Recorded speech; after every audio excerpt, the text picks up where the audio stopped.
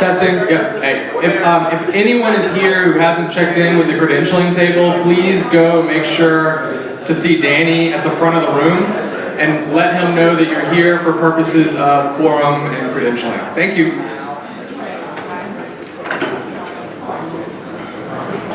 All right, we're gonna get this thing kicked off pretty soon. We'll say like 2 minutes or so. So if everyone can start settling in, that would be just amazing. Thanks.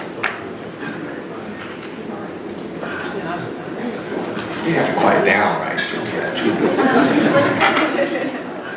Get on us, quiet down. I can't hear you. You're not mic'd up. So I can talk bad about you. You can't hear it. You can talk bad about me whenever you want. It's okay. I can take it.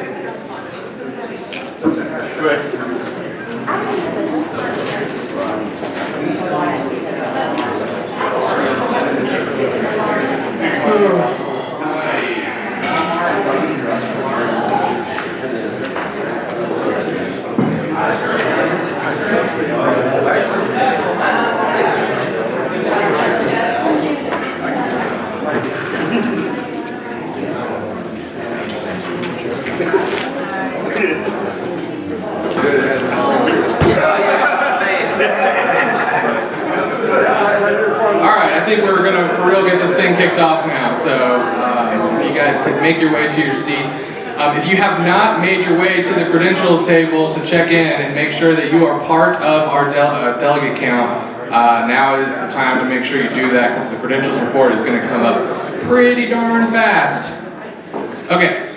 Yeah, you can go to the first slide. So here's our agenda for the day as it stands right now. Of course, it may be amended but this is what the agenda looks like as of now. So I'm going to call this thing to order at 8:18. Just a little bit late. It's all right. If you can go ahead and move on to the next one. We'll move on to the Credentials Committee report, and our secretary will come up here and let you know how many delegates we have signed in and what the quorum is based on that.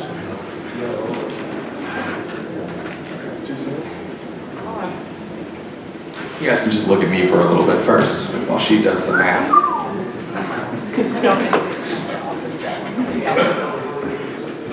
So we have 27 voting delegates, 23 alternates, and quorum is 11.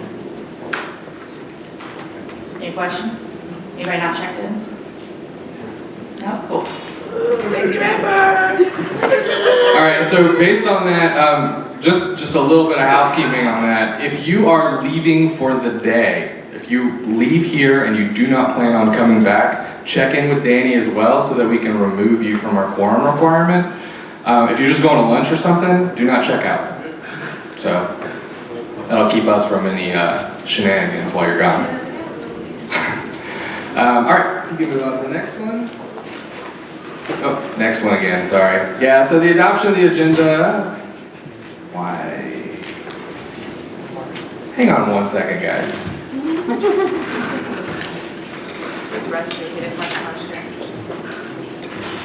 Is Jared out there? Yes, sir. Hey, can you? Sorry, guys. 1 second. At ease.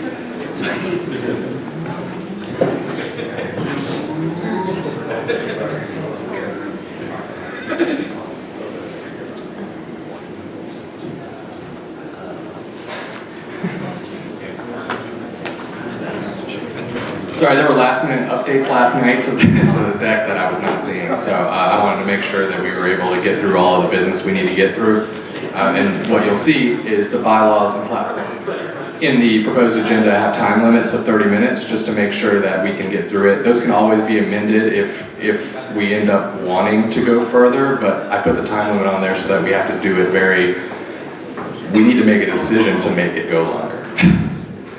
So the adoption of the agenda is here.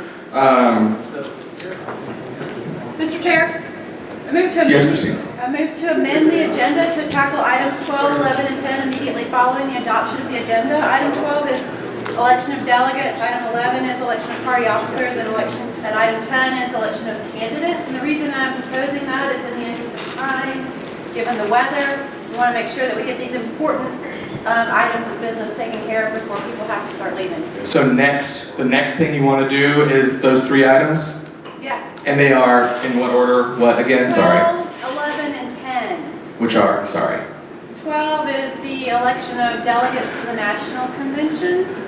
11 is the election of party officers, and 10 is the election of candidates. Second. Fun thing about Georgia rules, no seconds needed, and I can take it well taken, and I do, and that is amended unless it is appealed.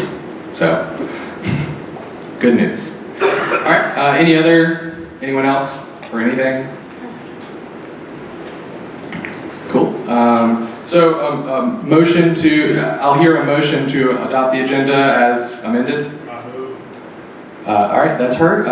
All in favor say aye. Aye. All opposed say nay. Cool, ayes have it, we are good. So we will move into, great. Delegates to National. So this is a real fun one. There is a sheet of paper, and what we'll do is we'll recess for about 10 minutes while people sign up. I don't want to do nominations from the floor because what we need is 33 people are able to be nominated for Delegates to National. So we need anyone who's interested in being a Delegate to National to go to, where is it? So Ramon, can you raise your hand? Where Ramon is right now, there's a sheet of paper. If you could go there, and if you're interested in it, self-nominate, and we will take 10 minutes to do that. Good. Thanks, guys.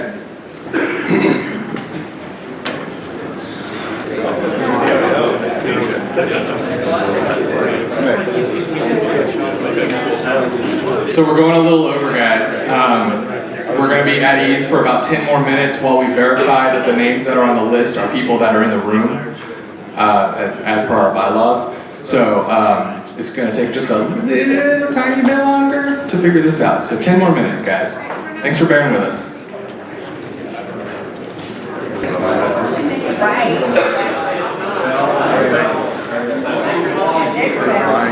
Can I have your attention real quick? So we have a little bit of a request, okay? No one has to do this. Do not feel pressured to do this at all. But there are 35 people who signed up who are eligible to be Delegates to National. We have slots for 33 people, as well as unlimited unranked alternates. So what we can do is we can vote on all 35 of these people. That will take a very long time. We'll pass out ballots. You would write down the names of the people that you want, and you would allocate. You have 33 votes to allocate however you like. You can vote for people multiple times. You can put all 33 next to your name. You can do whatever you want with those 33 votes. Or we can have 2 people who think that they are not going to make it to Reno, who wrote down their name anyway, remove their names from consideration. They would then become unranked alternates, and we could vote on this as a slate and be done with it. I'll volunteer to be an alternate. All right, we got Ted volunteered. Buddy Cantrell's an alternate. All right, we got 2. Buddy Cantrell and Ted Betts. These guys rock. We want to get out of here.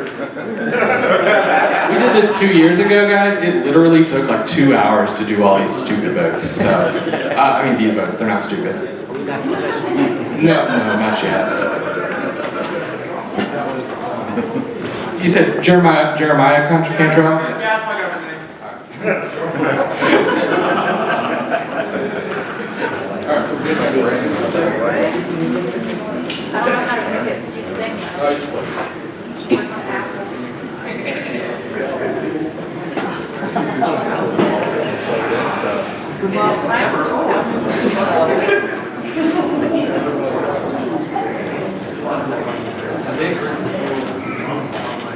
What time is it, guys? Yeah, so we're good. So we're going to be back from at ease.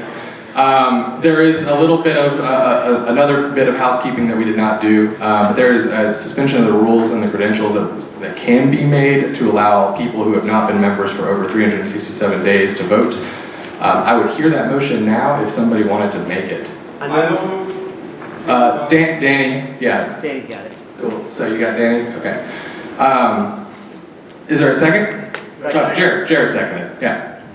Okay, cool. So all those who approve, say aye. Aye. Way more of you voted, I think, than it should. If you look at your badge, it should say delegate or alternate. If it says delegate, you can vote right now. If it says alternate, please don't. Cool? All right, all those in favor who say delegate, say aye. Aye. All right. Any opposed? Does anyone opposed say aye or nay? All right, cool, we're good. Yay. Thanks, guys.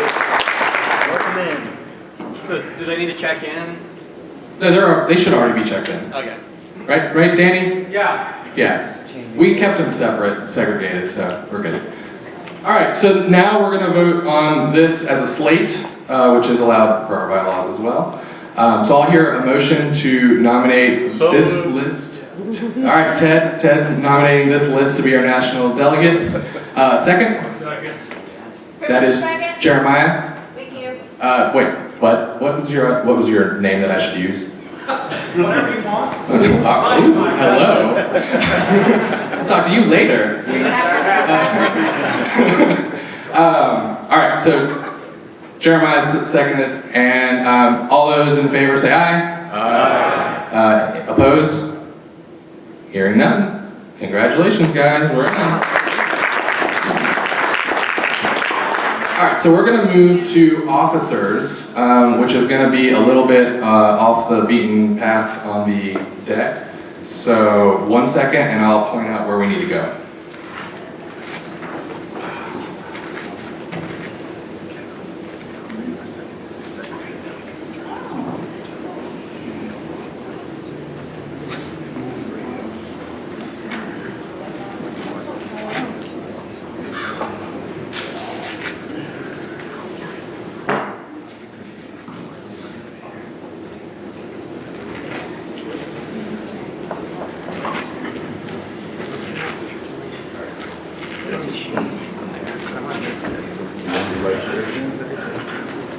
All right, so for party officers this year, it being an even year, vice chair and secretary are automatically up. Our treasurer is stepping down, and so we need to nominate a treasurer as well. We're going to start from the top and go down. So the very first thing, if you go to the next slide, if you look at the speeches, so vice chair and secretary and treasurer actually each get 3-minute speeches if they want to. So we'll just go to the next slide, please.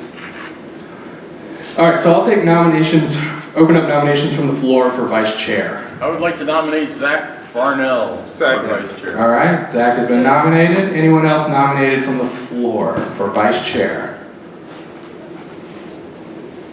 Does anyone have any questions about vice chair? I'll entertain those too. What is it? No, but for real though, what is it? Tell us, Ryan. Oh my lord. Okay, so the bylaws have the vice chair taking my place in the instance that I cannot run like this meeting as I couldn't last year. And they also manage staff, so the executive director. Any nominations from the floor for vice chair? Does not look like it. Move to close nominations for vice chair. Who seconded Nick Soselsky. Nick Soselsky. Yeah, thanks. You made the motion to close nominations? Close nominations for vice chair. Second. Yeah, second. All right. Anyone oppose that? No. All right. Cool. They're closed. So we're gonna do Zach. Do you want to take 3 minutes to? No, just come talk to me if you want to talk about the position and what the party should be doing. Just come give me your ideas.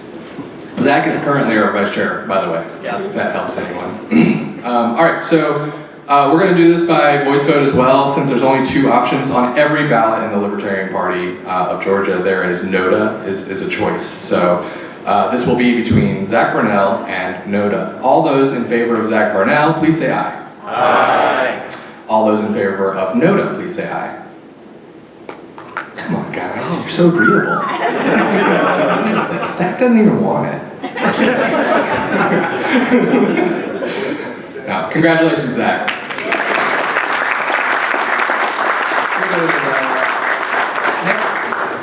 Next again. Secretary. Open up the floor for nominations for secretary. You want to do it again? Sure. What's your name?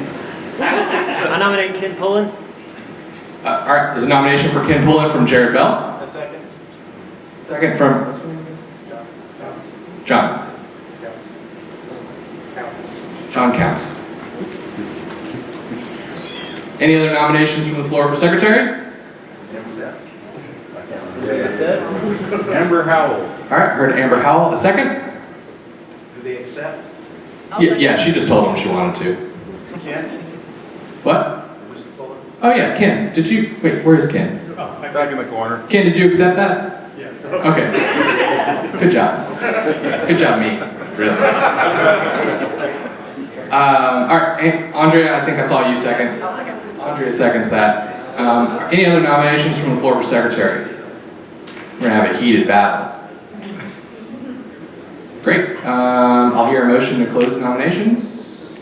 I move. Who's that? David. David. Parker. Yeah, she knows. Thanks. Second? Second. Name? Jeff Oates. Jeff Oates. All right. All those in favor of closing nominations for secretary, please say aye. Aye. Any opposed? Cool. Hearing none, nominations are closed. You each have 3 minutes, and we will go in the order of nominations. So, Ken, if you'd like to come up here and just give a little 3-minute spiel. It won't be 3 minutes. Can you do it? He's a politician. So you give him 3 minutes, he'll take 10. No, I do not like this. I'm the biggest extroverted introvert ever, I think. I was in here yesterday, you guys heard about kind of my path to the Georgia Libertarian Party, and I'm very excited about being here, especially with my son. I want to tell you guys what I've done from a business standpoint over the years, because I think that's important from how do you manage meetings and that sort of stuff. I graduated with a degree in computer science from Plymouth State many years ago in 1998. The only reason I graduated with a degree in computer science was because I went around to all the professors and figured out which degree I could graduate with where I never had to speak in public. And the computer science guy said, all you have to do is write code. So I spent about 13 years at TSYS. If anybody knows about TSYS, they're the biggest credit card processing company in the world out in Columbus, Georgia. And since then, I've worked with different fintech startup companies throughout the U.S. So I currently work for a company based out of New York, and we do financial technology. I've also served in different capacities, and I know this is going to sound stupid, but I have been the treasurer and the secretary for my homeowners association, which is probably the worst organization ever to be treasurer or secretary with. There's more infighting in those groups than you can ever imagine, especially in our neighborhood. But from a secretary standpoint, I would love to have your vote today. Some of the big responsibilities there are taking meeting notes, getting them back to the executive committee, storing them somewhere where they're accessible to all of you guys when you look at it, and help run the meetings with the executive team. So I know I'm probably out of time, but I appreciate your vote. If not, we are in a very great, capable hands already. So thank y'all for your time today. I've enjoyed this weekend.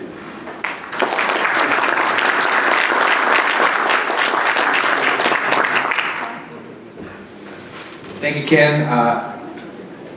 You ready?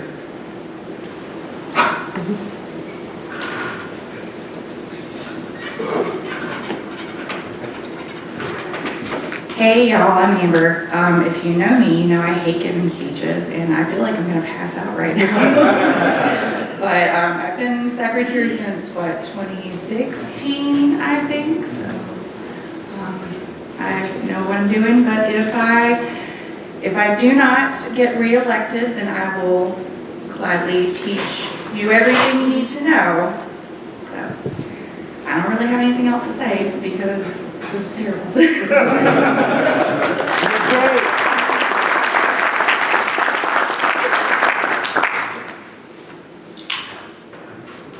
thank you. So Omar is visiting us from Florida. He's going to help by handing out paper ballots. So anytime we have a challenge in any of these races, it's a paper ballot. So he'll be passing those out to everybody who's a credentialed delegate.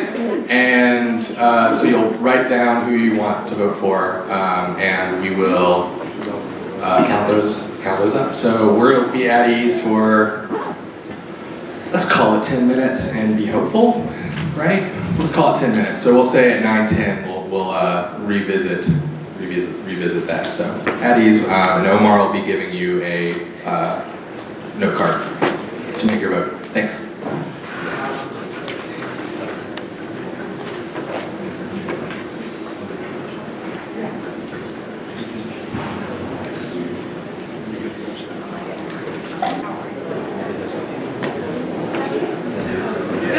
All right, we're back, and we have an announcement. So, result. So, Ken came in with 34 votes, Amber came in with 21 votes, Noda came in with 0 votes, and so congratulations, Ken Pullen, being our secretary.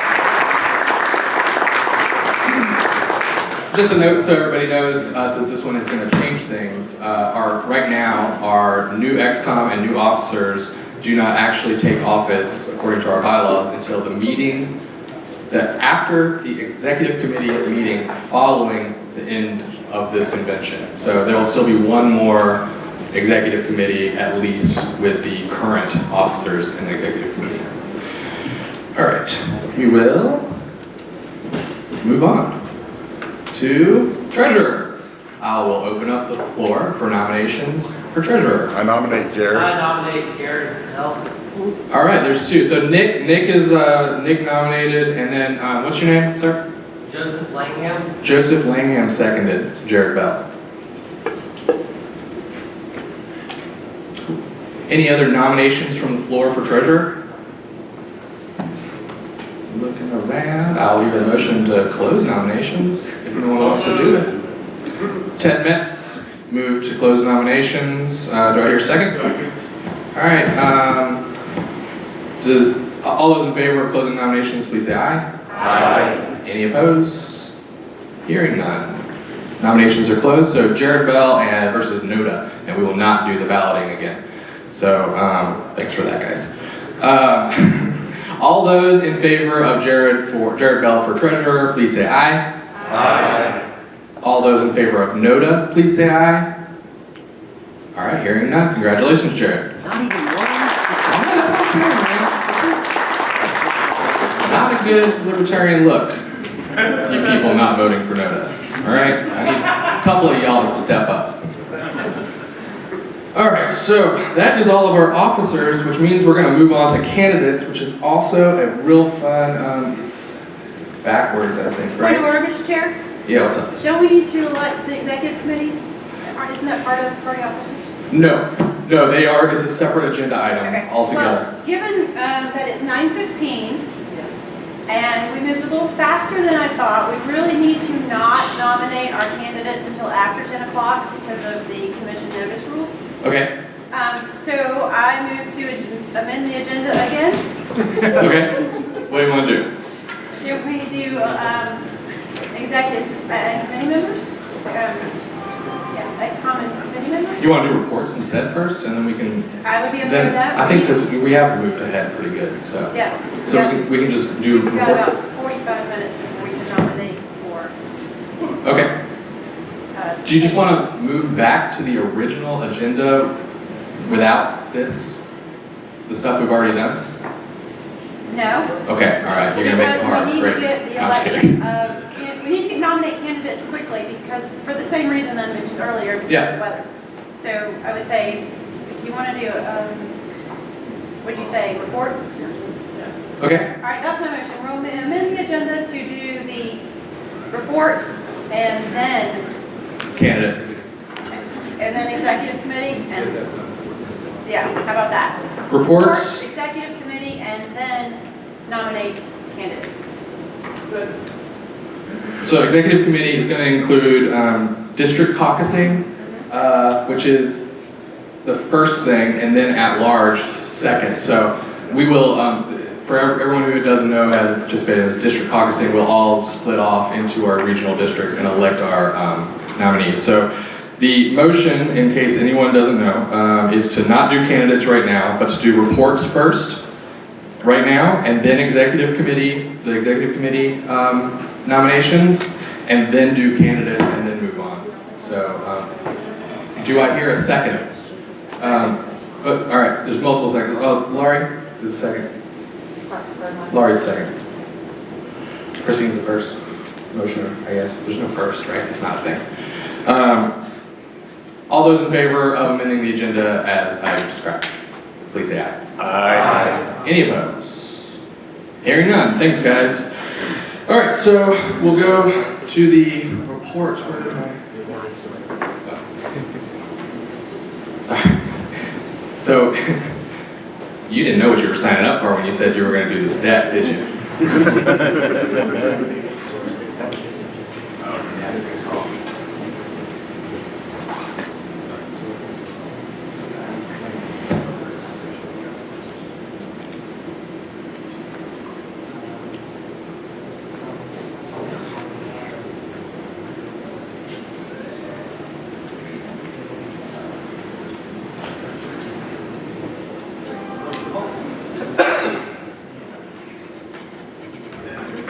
All right, so first up is my report. I will try to keep things short and sweet. I don't like to, you guys hear from me enough and you're gonna keep on hearing from me all day about all kinds of things.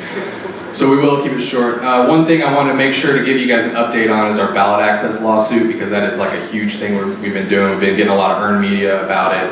And the news is just a wild roller coaster of a ride. So we won, so our district court ruled against us originally, but they applied a ruling, a precedent that we didn't expect them to do. So we appealed that to the 11th Circuit District Court, the 11th Circuit Court of Appeals, and they ruled in our favor and said, yeah, they applied the wrong precedent, go back, we vacate that, go back to the district court, apply the right precedent, and move along. The district court did that, and they actually made a ruling to reduce all signature requirements in Georgia for all races to 1% instead of 5%. Yay. So that was amazing. Thank you for the yay. Short-lived. Yeah, so the news isn't great there still. So the Secretary of State's office appealed that decision to the 11th Circuit again. So we went back to the 11th Circuit, who heard our motion, who heard our suit, and did decide that it is constitutional for a plethora of reasons that are ridiculous. The state has said, oh, we have a reason to do this, and then the state investigated and said, yeah, the state is good here. So, you know how it goes. That does not mean we're dead in the water. So we are still planning on fighting this forward. There are a number of options on the table. One is to allow the same 3-judge panel to review it.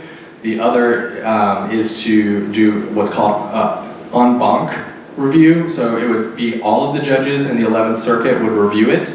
And the other thing would be to petition SCOTUS. So we have options on the table, we're discussing it, we're trying to make sure that we're making the right decision on how to move forward, but the fight is still on, and the way this roller coaster has gone, who knows how it'll go, but we're confident in our position, whether the state says it's right or not, of course, and we're gonna keep on fighting. So there's a 3-pronged attack, right? We have to reduce the signatures, right? We have this court case, we're gonna fight it. We can go into the legislature and we can try to get bills passed. That's not super great because they don't want us there. So we're asking permission from people who don't want us there to let us be there. That's not great. The other one is to basically just do it, right? I mean, 5% signatures, it's really freaking hard, but we can do it. We can all band together and get these dang signatures. So that being said, when we have candidates nominated who need signatures in your area or not in your area, they need your help to get on the ballot. They're gonna need warm bodies to go door to door and get these signatures. If you can't do that, they're gonna need donations to pay people to get these signatures.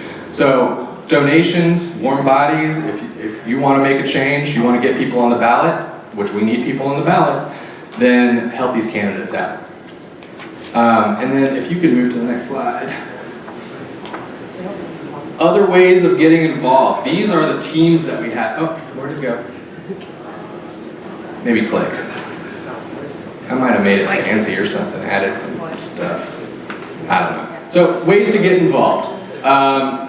Helping candidates, like I said, but these are all the teams that we have. So what we really have is kind of a director structure. So I've appointed directors to most of these things, and then there are teams that fall under those directors who are able to volunteer for different things. So if any of this stuff is your expertise, or it sounds interesting to you, or if you're just like, man, I really want there to be 1 million members of LP Georgia, then join the membership team. We have a membership director. He needs your help. It's mostly phone calls and marketing and stuff like that. IT, we have big data analysis. We have all kinds of infrastructure needs that end up being needed. Some voting stuff that we've talked about doing. So we have all these needs, and we need people to step up to help us. So that's going to be the end of my chairman's report, but I will open up the floor for questions to me if anyone has any. Are there potentially sign-up sheets that could be listed, put somewhere for? Yeah, we can get some together, I think. That would be a good idea. So we've had them in the past and people have not signed up, so we didn't do it this year. But everyone sign up for stuff. Yeah. But I mean, reach out to any of the officers, anyone who's, me after this. I'm always around and open. You can email me at ryan.graham@lpgeorgia.com or chair@lpgeorgia.com, or anything that doesn't work at lpgeorgia.com. You can just like jibber jabber at lpgeorgia.com. I'll get it. I get a lot of junk mail, but I read it all. So there's easy ways to contact us. But I think if is Zach in the room? Zach, can you do like a sign-up sheet on that same table where the national delegates were? Sure. And just name, email, and then like what you'd like to help with? That'd be great, and we'll contact you. We have all your other information because you signed up to be here. So really just name works, for being real. Any other questions? Thank you, Nick. If you have questions that you would rather be a little more private or anything like that, again, email me, approach me. I'm happy to answer any questions you have. So we will move on to, oh yeah, right, Chairman's Award. So I started doing this last year, even though I wasn't here. And I just really want to, give a kudos to somebody who's done just an outstanding job for the past year. Last year, I couldn't decide who to give it to, so we gave it to both Angela Pence and Danny Dolan, who just continued kicking butt. So this year, I won't give it to the same people, but we, for a very long time, had an executive director. And for reasons, we had to get rid of the position and basically accumulate some revenue first and get back on our ground, just get back on our feet. And we, with a plan always, once we were back on our feet, to get an executive director, once we have momentum, to keep the momentum and keep things rolling. And so part of the chairman, part of this award, I wanted to give it to Elizabeth, who is our new executive director and who has just been kicking ass. I mean, she's just been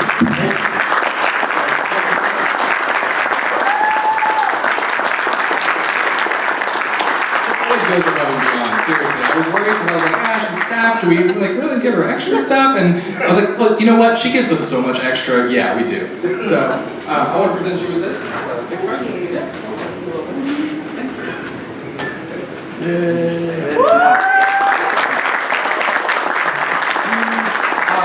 And she's about to tell you what she's been doing to earn this award in the executive director's report. So I think we're moving right along, right? Yeah, there we go. Thank you so much. I'm having deja vu of being short at this podium before.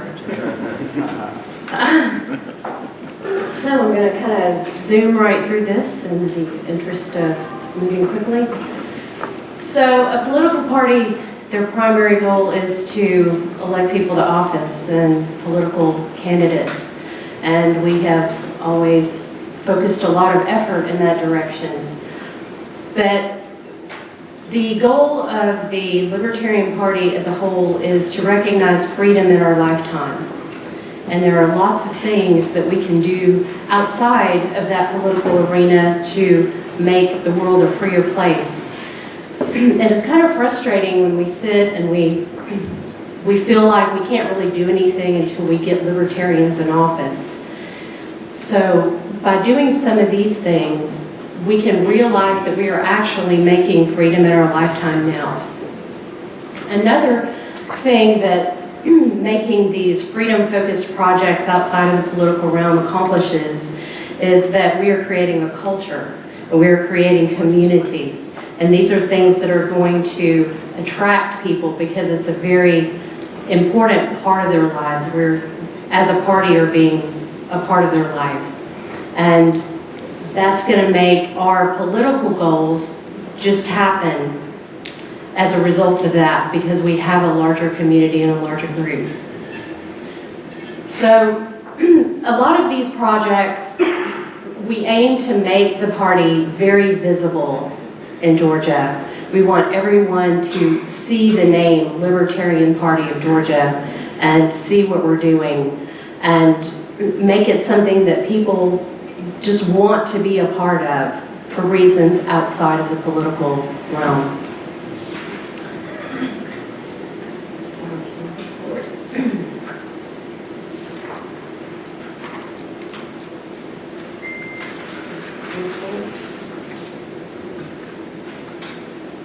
Okay, so the first thing that we have done is to create a small business caucus. We want the Libertarian Party to be the party of small business. Now, of course, we know that the Democrat and Republican parties are run by big business, and we can't hope to get the revenue that they get because big business doesn't like libertarian ideals. Big business likes legislation that favors them, and by contributing to those parties, that's what they get. So the mom and pop shop on the corner who is frustrated because they are having to face all kinds of obstacles that big business doesn't have to face, they kind of feel like they're lost and there's not a lot that they can do. But by coming together and having all small business come together and work to promote legislation as a body, they can make a huge difference. So the Business Caucus is designed to create a network of small libertarian-oriented or libertarian-loving businesses in the state. And this is going to accomplish a few things. First of all, we know that in the past couple of years, we have been subjected to all kinds of mandates, lockdowns, restrictions, things of that nature. And you may remember in Texas that there was the salon owner who was like, no, I can't shut down my salon. So she opened anyway. And they went in and they arrested her. And it's easy enough when you have one person doing that. But if you have a whole state full of people who are saying, no, we're not going to go along with this, it's a lot harder to shut down a state full of non-complying people, excuse me, than it is one individual person. But you don't want to wait until you need that network to create the network. So we're putting this network together now. It will allow people to coordinate, to influence legislation in ways that we can, and we hope that eventually this will not just be a caucus, but it will be an actual affiliation of the Libertarian Party of Georgia. So I encourage you to if you know people that own businesses, tell them about the caucus, have them join the caucus. If you are interested in leadership, and putting together an affiliation with bylaws and so forth, get involved with that too.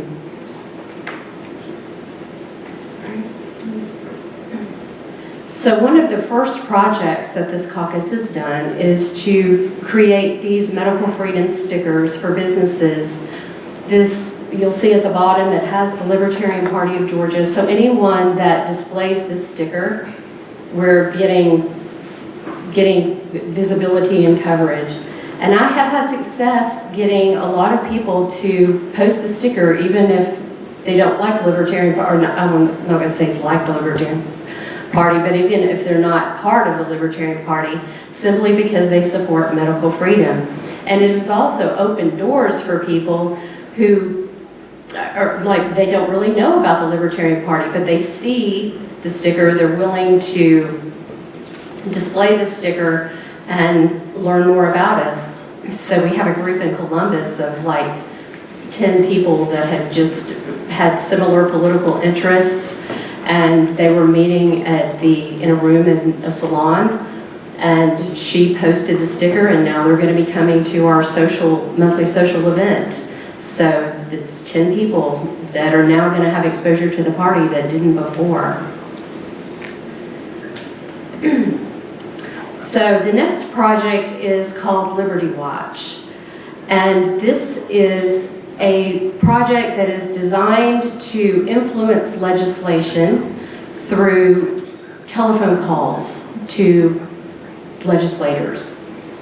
So there's evidence that if you want to influence a legislator, petitions don't tend to work, emails don't tend to work, but if their phone lines are being burned up, they are going to pay attention. So the object of this is we are putting together technology in place. Thank you, Danny Dolan, who is putting together a form where people can go and sign up for this network. And then we have a policy committee, and they are going to look at public policy. They're going to find bills that we want to either approve or oppose. And if you're signed up for the network, we will send you either an email or an SMS text, and you hopefully will have your legislators' phone numbers pre-programmed in your phone. So all you have to do is send them a call and say, support this or don't support this. And so for 10 minutes, that's all it's going to take, 10 minutes or less, you can have a direct impact on the legislation in the state. So in 2020, all these schools are going virtual all over the country, and people left and right are saying, no, we don't want a part of this anymore. And people are dropping out and they're starting to homeschool. So it's one thing if you have taken a lot of time and done a lot of research and decided, okay, we think we're going to homeschool. It's another thing if you decide at the spur of the moment, okay, this isn't working for us and now we need to homeschool. And a lot of people have found themselves in that position, and they're kind of like, all right, we don't even really know what we're doing here, who to talk to, who to reach out to. So we have created this homeschooling group to look into homeschooling and also other educational alternatives and help people just to know, okay, these are what the laws are, hopefully get together and offer information about curriculums or different methods of homeschooling, and eventually put together maybe groups where we can do group activities and things. So if you are interested in this, part of the homeschooling community, and you want to have ideas for projects that this group can do, please reach out to me. So currently, the Business Caucus and the homeschooling support group, we have groups on Facebook and MeWe, and these are how we are getting the people together initially to get our core group together, and then we hope to move on from that to create more projects and add a little bit more infrastructure to those groups.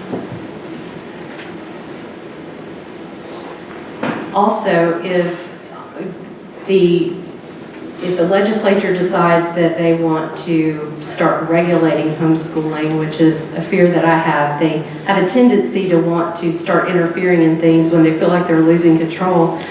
By having this group together, we can also work like with the Liberty Watch group to maybe make those phone calls and say, no, we don't want you interfering in this.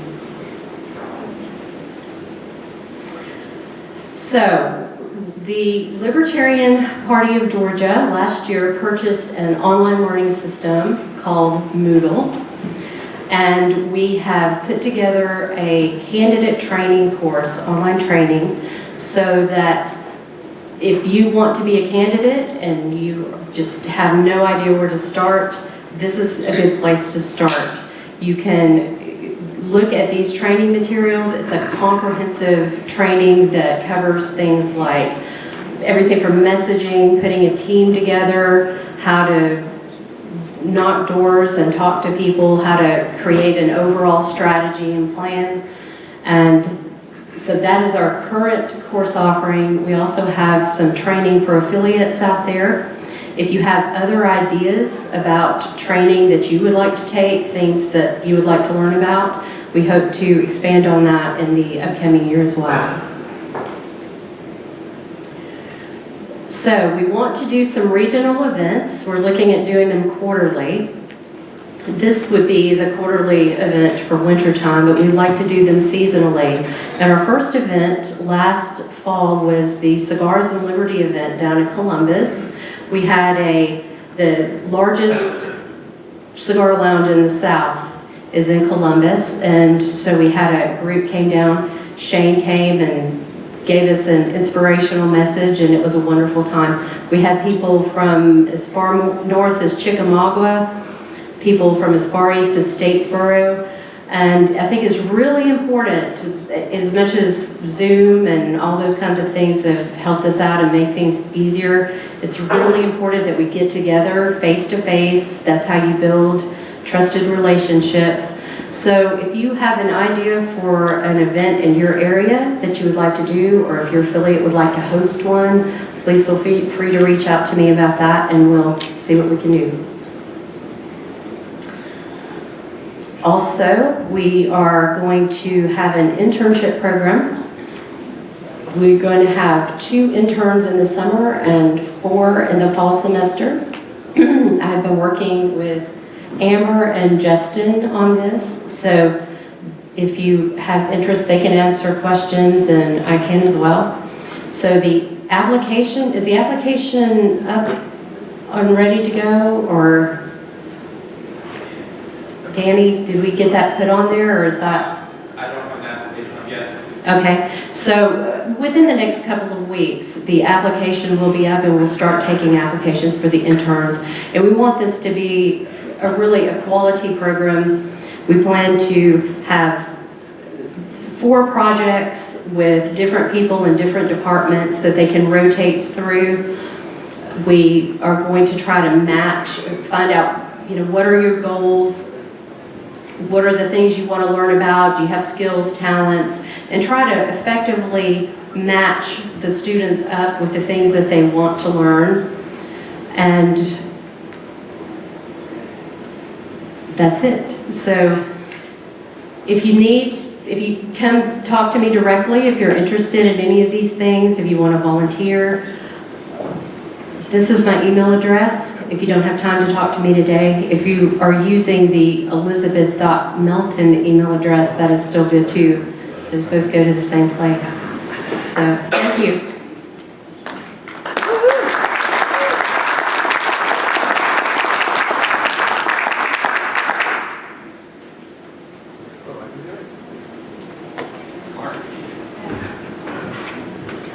All right, so we are moving on, I think, to the treasurer's report. Oh, I forgot, she's short.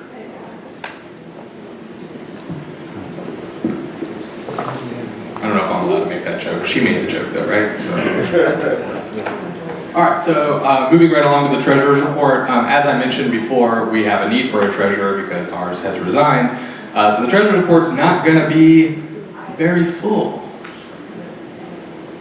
which is unfortunate because the numbers will look good, I promise, in the next slide. So I had all the 2020 numbers lined up because they were in last year's slide because they're the last 2 years. I did not have this year's revenues versus expenses to share with you. I think maybe we can figure out, Jared, might be one of the first tasks that you do is to maybe fill this in and then get it out to membership. I quit. No, I didn't say the full word, all right? All right, so we're gonna move on from that, and you can see, so these are our account balances as of last night. Once I realized there was no treasurer's report, I filled it in. But these are our various accounts, so operations leveling federal, those are our main accounts. Antidote and authorize are not, those are like holding accounts for when people donate. They hold it for a little bit and then it transfers, but since I did it last night at like midnight, they weren't holding anything because they do it daily. So, and then accounts receivable is typically just the ballot access funds that are owed to us, and there are none right now. So this is what our current financial situation looks like. It is actually really good. We are up by, I think it's like $20,000 from the previous year. Because what we've been doing, like I said, for a little while we were not on great footing, and then over the years what we've done is got us on good financial footing, and now we have the executive director and we're moving forward with that. And we want to look for more ways to use our money. So it being election year, I imagine we will find plenty of good ways to use the money, but we have a little war chest, which is great. Does anyone have any questions about the treasurer's report? I will hopefully be able to answer. If I can't, I will get the answer to you. Yes, Christine? I don't have a question, I just have a comment if I can address the group. Sure. Brian's done the best he can without a treasurer, but this is an example of why we need to hold our treasurer accountable. Jared, next year, we need real financial reports, and everybody in this room, I'm going to ask you to please help me hold him accountable, because it is very important, because our donors expect us to be accountable for this money. And so that's just my comment. If everybody would please make sure that we hold our treasurer accountable so that we don't get in a situation where we don't have a treasurer and we don't have financials. Be gentle. It's dangerous for us.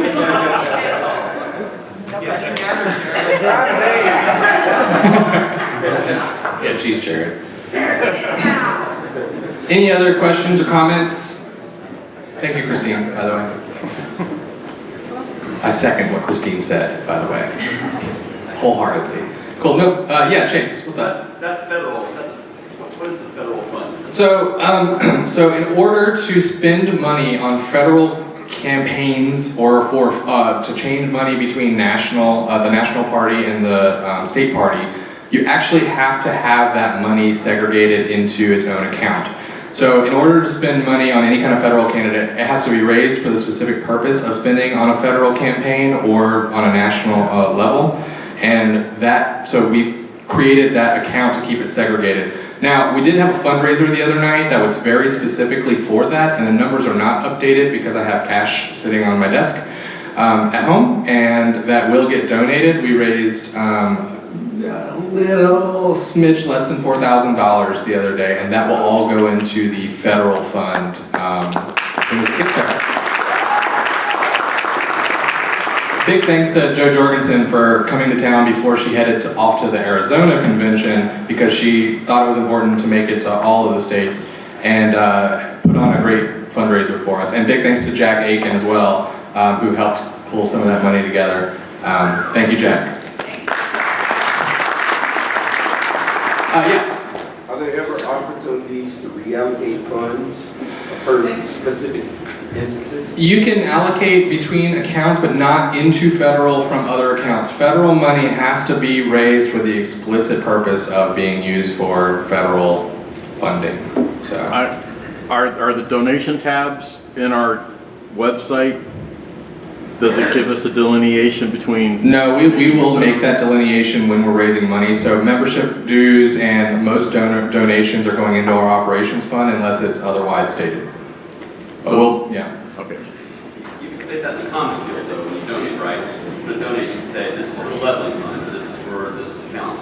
Yes, but if they want it to go to federal, then they need to say federal, because leveling fund, technically we cannot pay out of that leveling fund for like a Senate or US House or a presidential, well, there's no presidential candidate, but, or, well, for the delegates for, yeah. Yep.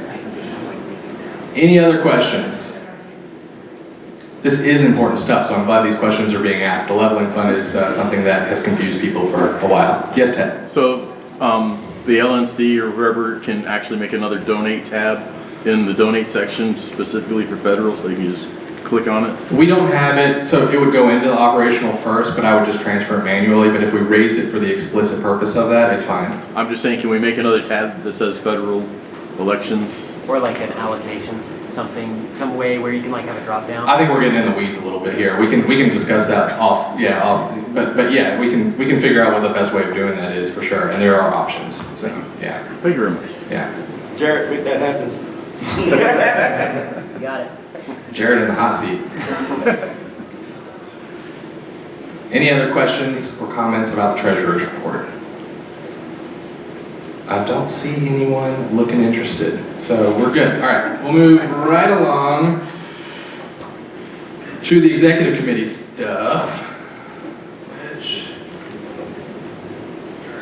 let's do it manually.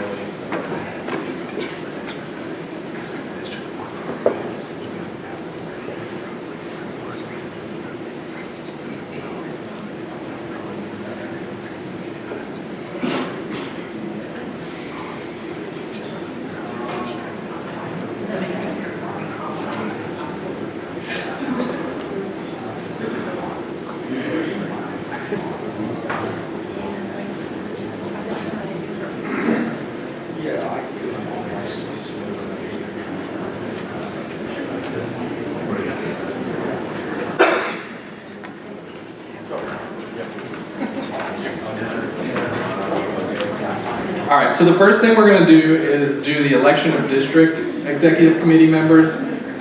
So that is, we have a number of district executive committee members that are allocated on the basis of membership. So every district, there's 5 districts, and it's based on the Public Service Commission districts. You get one executive committee member plus. For every 8% of membership that's in the district, you get another one. So,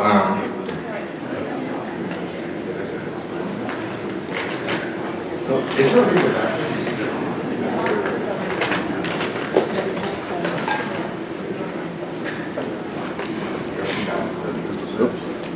All right, and I just want to go over a couple of things before we get into it, because I know a lot of people go into the executive committee not really knowing what it is. But there are a couple of expectations that I wanted to, say right off the bat. So, if you are a regional representative, you represent your region. And so we have an affiliate support group, and they do a great job helping the affiliates, but they are not able to help them. We have 159 counties in Georgia, and it is not sustainable to have a single person or a single team of volunteers even being the acting as the representative. So if you are elected as a representative, you need to represent your region, make sure that the affiliates that are in your region are getting the support that they need, and making sure that new affiliates that want to form are also getting the support they need. That is on the job of ex-com people to help, kind of make sure that things are going well. We have a policy manual. Please read it. It's not super long, it is super boring, but it helps to understand like what we're doing, why we're doing it, how we do things. It lays it all out. If there's anything missing from there, please amend it. If anything looks wrong, please amend it. We can discuss it and make sure that we're doing things better and right. We should be a deliberative body that is getting better and better and better as we go. Read the policy manual and make edits as you want. So executive committee by majority can amend the policy manual, but that's how we do business, and we should know how we do business. On that note, read the bylaws. Also, pretty boring. Terrible read, but we should know how it all works, right? It's how the organization works is pretty important, and we need to stick to it and make sure that we're doing things right. So make sure you understand kind of the way things are going, the way things are meant to be. The important thing about the bylaws is that's how you guys told us to operate, right? That's how delegates expect us to operate, which is even more important, I would argue, than the policy manual. So we use Basecamp. That's where all communications go. I expect volunteers to use Basecamp just because it's an application we use to communicate to everybody, to communicate projects, to communicate on teams. We pay for it, it's ours. We can't expect to use Facebook, Slack, Twitter, whatever other choice people use right now. We just want one single place, so communications go out on Basecamp. And I try my best to do other ones, but that is the expectation, is that people are getting their communications from there for the executive committees specifically, but also on other teams. There's a monthly meeting. You're expected to be there. In the bylaws, if you don't make it to 2 in a row and you don't let anybody know, you are automatically off the executive committee. We actually have to vote you back on per the bylaws. We do a budget every year, and we follow the budget, and it's your job as an executive committee member to be a good steward of the use of our funds and to make sure that the budget is being used as it's been allocated. And make sure that you're asking questions and adding things appropriately as needed, and make sure that we're all following the rules. I would prefer if one team, so I listed the teams in my chairman's report, all those things, just get involved, make sure that you're giving input, make sure you're being seen as a leader in the organization because you are the leaders. I'm the chair. I don't get a vote on anything, actually. I just do what you guys tell me to do. So, I think everyone should be participating in at least one team. So it's convention, membership, IT, something you're good at, make sure that you're adding value. And then we also, in the policy manual, have you responsible for $250 in fundraising. That can be your donation, that can be just calling a couple friends and making sure that $250 ends up in the bank account, and being a good steward of those funds again. And then the final thing was lead, but I think I just said all that in a lot longer form. But you guys are leaders, and we should act like it. So that's that. Is the fundraising, is that just the minimum? Yeah, you can do more. I think it ends up being like $22 a month. It's pretty easy, actually. I mean, I do $25 a month, so. All right, so these are the PSC districts, and these are the like how they represent, but the easier thing to do, besides figure out where you are on this map, is to look at your name badge. Your PSC district is actually on there, but there are 5 of them. And these are the allocations. So what we're gonna do is we're gonna split off, and we're gonna say, let's just say, 1 is up here, right? Where Elizabeth is. Raise your hand, Elizabeth. 2 will be in the back left corner, where Mark was. Mark, can you raise your hand? Mark Mosley? Oh yeah, yep, 2 will be back there. 3 will be in the middle here. 4 will be up front where Omar is. You wanna raise your hand? And then 5 in the back where, Jeffrey, can you raise your hand? All right, so we'll break off. We'll do, I think, like 30 minutes or so. I don't care how you give us names. We do not tell you how to nominate people. We just expect that many names at the end of this. So meet up, give me your names in 30 minutes. We'll meet back at, let's just call it 10:30.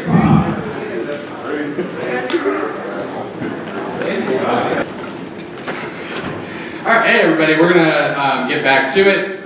Thanks for being patient with us. Here are this is our district executive committee, so congratulations to everybody.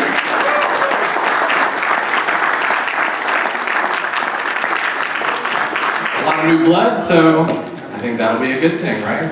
Change is good. So, all right, let us move on. Oh, and I was presented with my gavel over this break, so we can go back and just redo everything, right?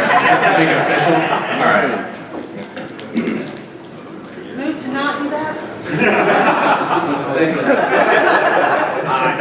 All right, so we'll do, yeah, right, yeah. Well taken. All right, so we'll do nominations from the floor so we'll do the at-large committee members now. There's 4 of them. What we'll do, the process we'll take is we'll take nominations from the floor, write them down. If there are 4 or fewer, we will just do a slate. And if there are more, we will pass out ballots, we'll do approval voting, and it requires a majority to win. So you'll write down the names of anyone you're good with being at large. Anyone. You get to write down every name that you like. And then we'll add them up, and as long as there's a majority, we'll do it, and then we'll just keep on doing it until there is a majority for all 4 slots. So that is the method. I'll open up the floor for nominations for at large. I nominate Ted Metz. All right, that was Ted Metz from Elizabeth. I'll Does second. Amber seconds? Mark Mosley. Second. Who was that? Mark Mosley. Who was? Bill Harden. Bill Harden. Second. Ted, seconds? Ted. Yeah. Was there another shout out over here? Jeff Oaks. Jeff Oaks. Any second? Second. Who was that? Oh. You seconded your own? No. You can. You can. It's okay. Who second? What's your name? Jeremiah what? Zedler. I'll remember that someday. It's a great name. It's a great name. All right, so we got 3 now. Any other nominations from the floor yet? Green. Hold on. Ramon Miller. Is there a second? Angela seconds. Any other nominations from the floor? Jared? Jake Green. Jake Green. Second. Who was the second? Zane Lacey. Zane Placey. You got that, Amber? The recording does. Nominate Zane Placey. Zane Placey? All right. Is there a second? Second. Yeah, all right, thanks. Zach. Andrew Braswell made the motion and Zach seconded. Any other nominations from the floor? Donna Zedler. Huh? Donna Zedler? Second? Who's that? Angela? All right, Zach motioned and Angela seconded. Any other nominations? Full house, guys. All right, I'm not hearing any, so I will entertain a motion to I'll make a close. motion to close nominations. Thank you, Ted. Second? Angela seconds. Thank you very much. All in favor of closing nominations for at large? Any opposed? Nay. Thanks, Ted. Such a naysayer. Cool. Nominations are closed. So what we're going to do is, for voting, we will pass out ballots again, and you will we'll get them up on the board here in just a second, if somebody can help me with that. And we'll pass out ballots, and you will write every name that you are okay with, and anyone who gets 50% plus 1, we will they will be nominated, and anyone who doesn't, if we don't fill them in, we'll drop off everyone who did. We'll do it again until we get 50% plus 1. Jared, point of information? Yes, sir. Are the 4 going to be up 5, 7? It's 1, 2, 3, 4, 5, 6, 7. Yeah, we're gonna put it up there while we're handing it out. Yeah. Any other questions? More than 4 people get 50%. That's a good question. We'll figure it out. I'll ask for help. All right, cool. So we're gonna hand out ballots and get those names up.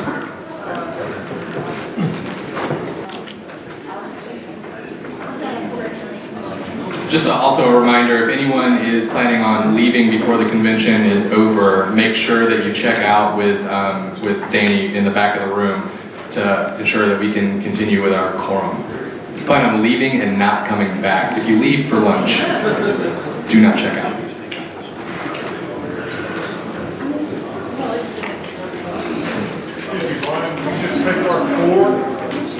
No. You can write down all 7 if you want.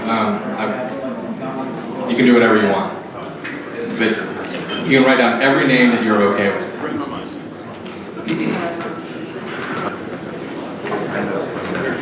So I think there's been still a little confusion. I was asked multiple times on the floor, but you can vote for all 7 candidates if you want. It is approval voting means that you can vote for everyone that you approve of. You're not limited, but you can vote for it to approve of anyone you want. NOTA is on every single ballot, sorry. I knew we would miss it sometimes, that's why I made it very clear. You can add NOTA to it if you'd like. It doesn't make a ton of sense, but you can do it if you just want. It's all good. I just want to be consensus. Just put NOTA. Dissolve the XCOM. Second. Uh-oh.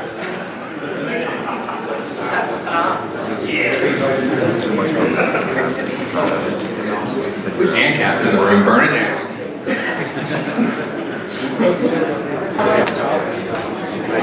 So we think we have all the ballots. If you have a ballot that you have not turned in yet, please let someone know or bring it up to the secretary so that we make sure that we have all the ballots. We think we have all of them. And then we're gonna have Zach come up and give some shit away. I wouldn't call it that.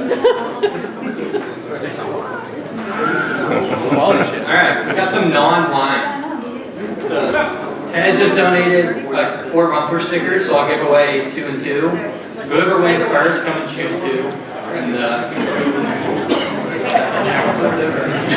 right, so get your tickets ready. 191. 191. 137. 137. Alright, come choose 2 stickers. And just to show them off real quick, and they're for sale in the back for $5. We got Freedom from Adam Kokesh's thing. Libertarians bumper sticker.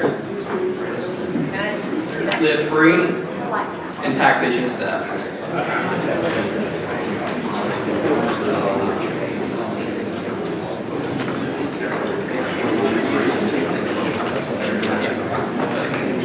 So anybody, if you want those, $5 in the back. Cool. So we have taxation is theft and freedom. So next winner is 181. All right. 119.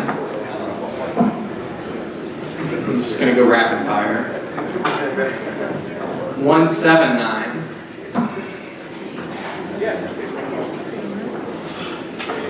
200. Is anybody actually checking? What's the number? Tell me the number again. What's he doing up there? 171. Yeah. It was okay. Cool. All right. Thank you. We'll do more later.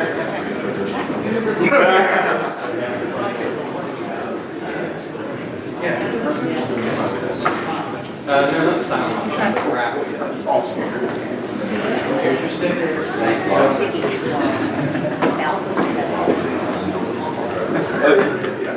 you.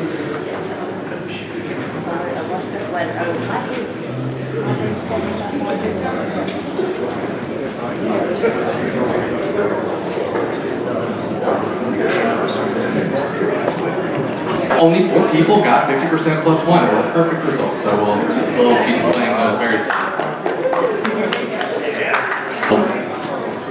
Boom! So your top 4, Mark Mosley, Ted Metz, Jeff Oakes, and Zane Placey all got a majority of the vote. Congratulations, guys.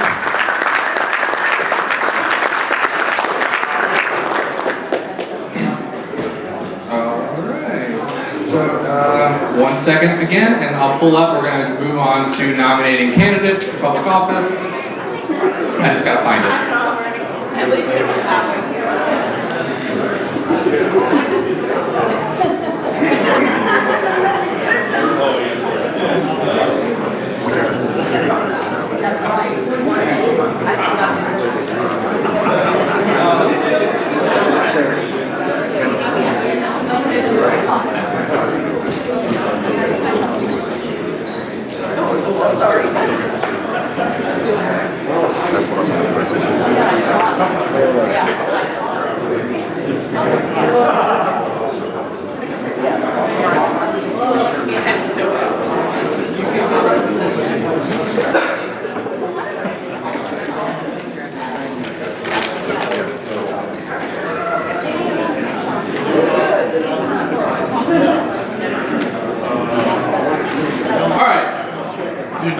just have to be in any order? Whoa, I'm gonna start from the top and go down. So we're gonna do federal statewide first, and then we'll do statewide, then we'll do federal districted, and then we'll do state districted. Does that sound good to everybody?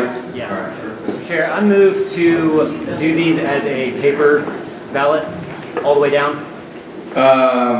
What do you mean? So instead of doing a voice vote, if there's like one person in NOTA, just do paper for everyone? Yes. All right, any second? Second.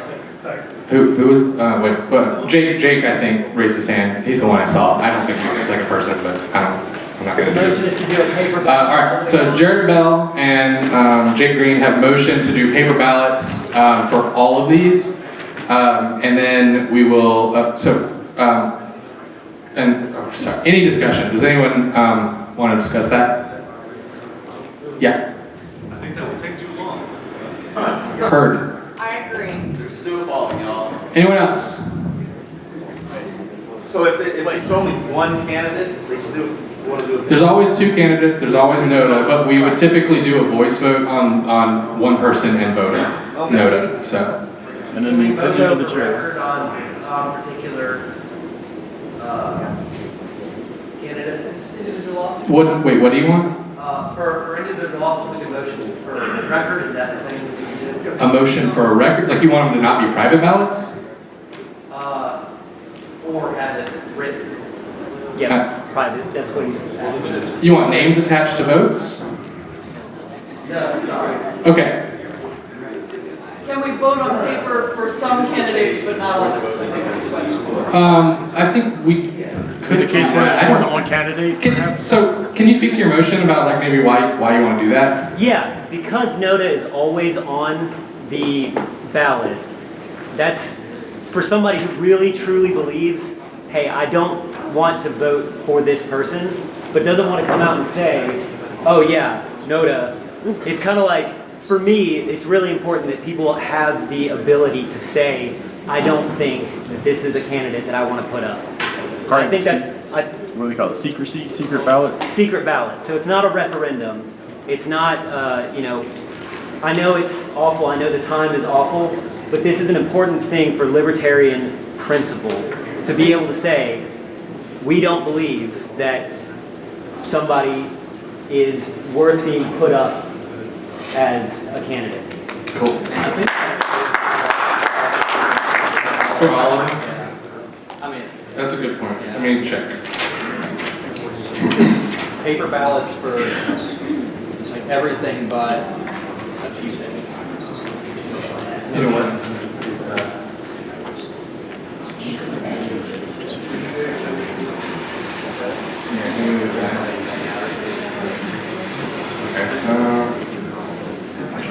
Are you checking the bylaws? That's what I have a cheat sheet here where I put everything I thought was important.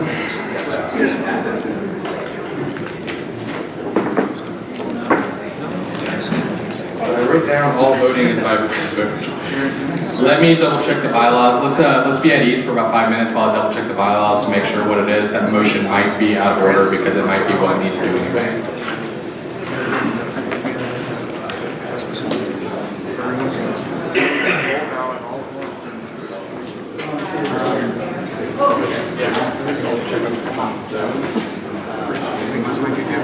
Speeches while you're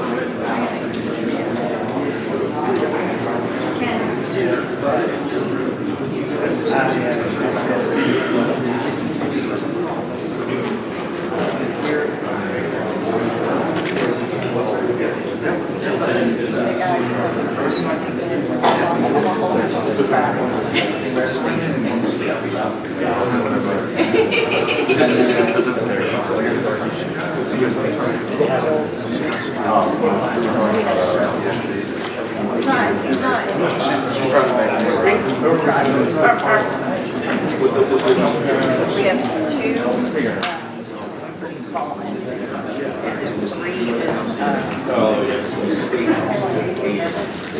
The guy.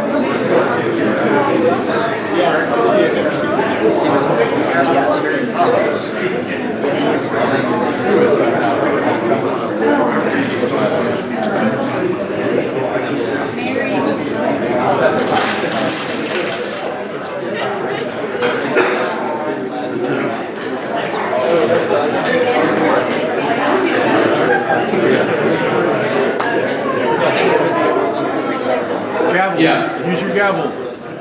All right, I'm back, guys. So I'm going to rule that out of order. The bylaws actually do say if there's an uncontested race, it does not have to be written. It will be voted on voice vote, just like the bylaws say everything should be a voice vote. So we're not going to do that. I move to override that. Overrule, but yeah, okay. Yeah, I'm sorry, I don't. You don't have to apologize, man. This is a really Especially important thing to me. Can I get a second for that? Okay. Just because I believe, even in the bylaws, we're saying that NODA is a candidate. I believe that's specifically and explicitly written in the bylaws that NODA is a candidate on every one of these. So the bylaw that was referenced was... It's contested by NODA is what you're saying. Yes. All right. So, can I comment? You said that the bylaw said that you may use voice vote, not that you have to. it says that everything that is contested must be done by every party nomination that is contested. I heard may, not must. Okay. Well, no, the first part though is important. Must be done by paper. And it does not, and then elsewhere in the bylaws it says all voting is by voice. So that's where I'm making this ruling. All right, so is there a second to the appeal of the decision of the chair? I second it. All right, Christine seconds.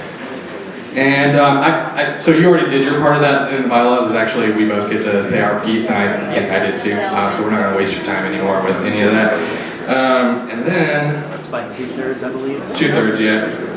But I forget if, so what we're going to do, the appealing of the ruling, if you vote yay, that means you want to overrule the chair, right? If you vote nay, that means you want to sustain the ruling of the chair, which I believe is the right word. That means yay is Jared, nay is Ryan. So yay is paper, yay is secret ballot, nay is voice vote. Correct. For uncontested races, right? And point of something, so this would just put the motion in order, it's not voting on the motion. Just Right. Yeah. Correct. Yeah. And then we'll vote again. We'll vote again, correct. All right, so all those in favor of overruling the chair, please say aye. Aye. Any opposed, or all the nays? Nay. Oh, scheisse. Well, so here's the thing. That requires a 2/3 vote, so I'm going to rule that they did not get 2/3 because that was about equal, it seemed like. So, How about a hand of, I would move to... all right, guys, come on. what do you call that? All right, so we can do a roll call. The secretary needs to help with that because you will call everybody in alphabetical order and they will aye or nay, and... Is there not a way to do a hand raise just where we can see it? Yeah, we can do that first. If everyone's okay with it, if everyone's amenable to it, I'm cool with that. So all the ayes, please raise your hand.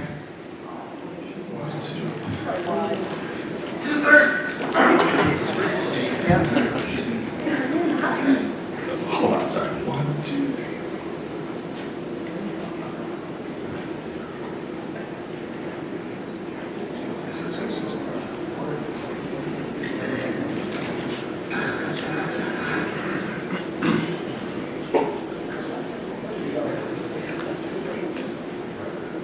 So that's, Look behind you.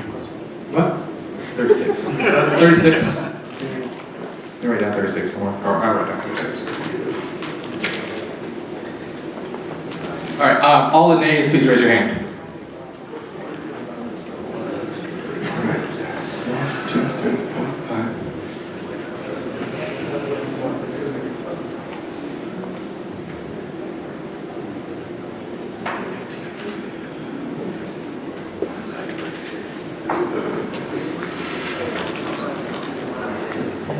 Let me do some math.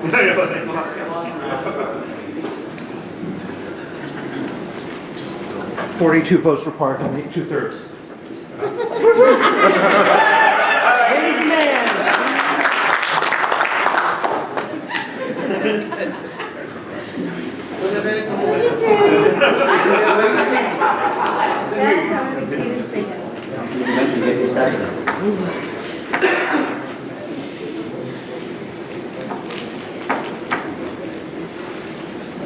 Okay, so there were 36 votes for overturning, and there were 19 votes for not overturning. It requires 2/3. 36 out of 55 votes is 65%, which is not 2/3. The motion is not good.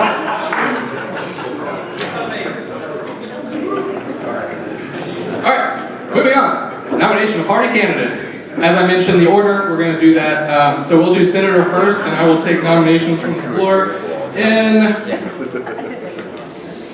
just like 2 seconds. All right, I'll take nominations from the floor for U.S. Senate.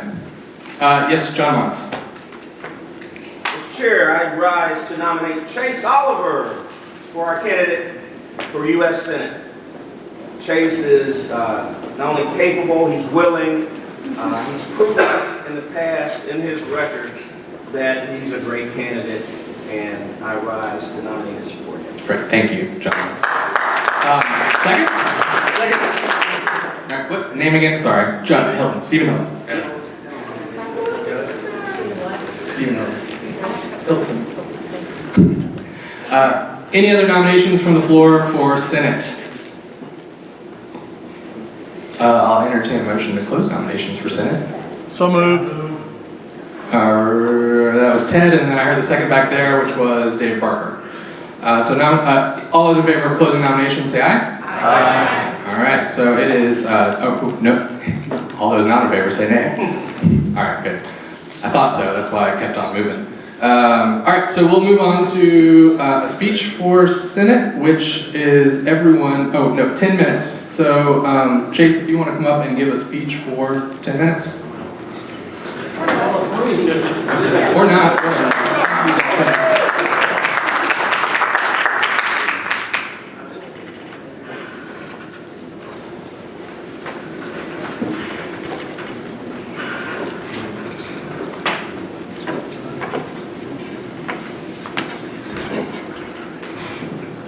First, I'm not going to take 10 minutes, so don't worry about that. If I haven't met you guys, my name is Chase Oliver. I've been a Libertarian since 2010, since I got to meet John Mons and he helped guide me to the path of liberty. And ever since then, I've been fighting against the state. I've been an anti-war activist my entire life. I'm someone who believes that individual human rights and individual human liberty is paramount. And what we have right now is we have a United States Senate where Republicans and Democrats are making money, fundraising, making hay all day long by not doing the actual work that needs to be done in the United States Senate. So I want to run so that we can provide a positive platform of real change that we can make in the United States Senate, be a legislature that actually legislates. And all it takes is one senator to be that, because we do currently still have a filibuster left in this country, and each senator has a voice. And I want to be that voice for the people of Georgia, not for the state of Georgia, for the people of Georgia. So if you guys would like to help me out in this effort, I want each and every one of you to invite me into your homes so that I can meet your friends and your neighbors who might not be Libertarian voters yet, but I want to make them Libertarian voters so we can help every candidate all over the state. That's what I want to do, and I would appreciate your support in that. Thank you very much.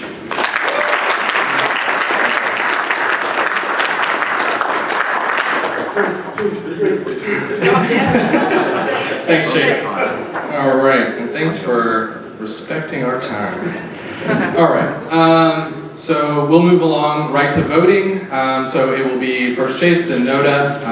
All those in favor of nominating Chase for Senate, please say aye. Aye. Any opposed, please say nay. Nay. The ayes have it. Congratulations, Chase.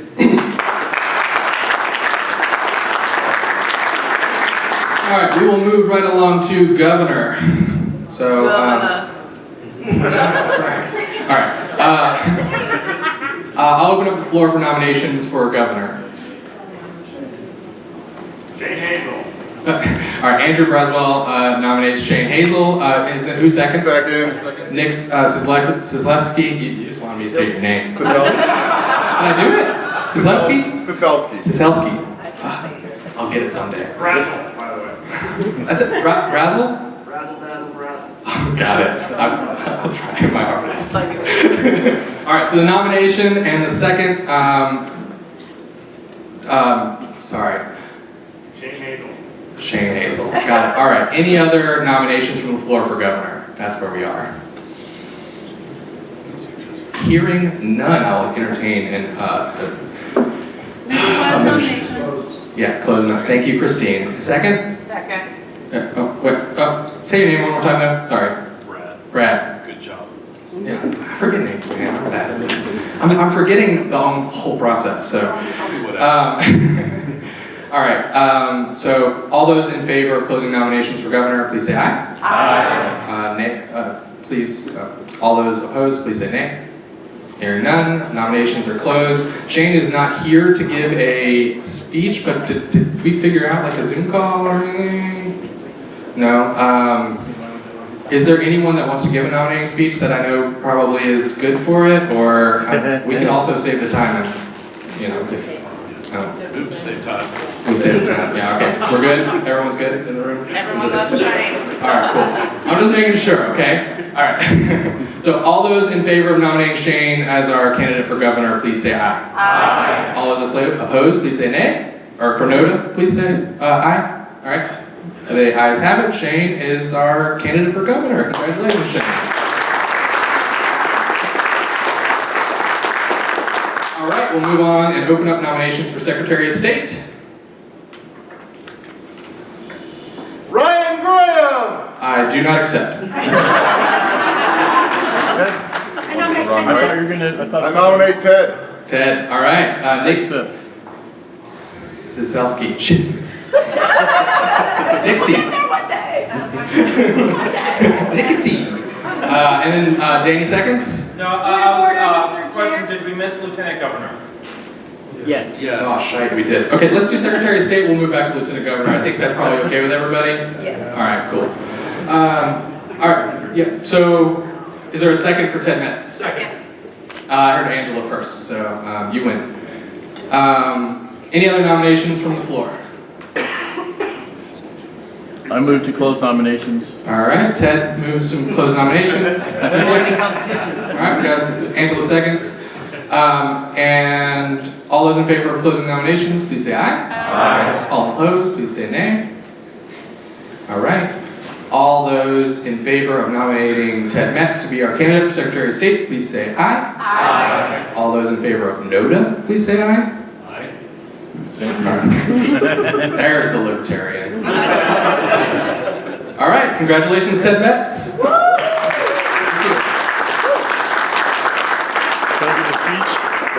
Can I give a speech? Oh, yeah, you can. Jesus, man, I'm sweating. Get it together, Ryan. Woo, Ted! Thank you. Yes, oh my God. I am very quickly going to say that I've been in the voter integrity space for at least 7 years, and my big push for this campaign is going to be how we can enforce Judge Totenberg's opinion in the case of Curling versus Raffensperger that the electronic voting system is unconstitutional. How many people knew about Judge Totenberg's ruling? She ruled that in September of 2021, just before the election, so there wasn't really any time for the legislature being out of session to do a damn thing. But if we get a good governor like Shane Hazel, we can declare an emergency and go to, on the county level, under the law, they can do emergency measures to do paper ballots.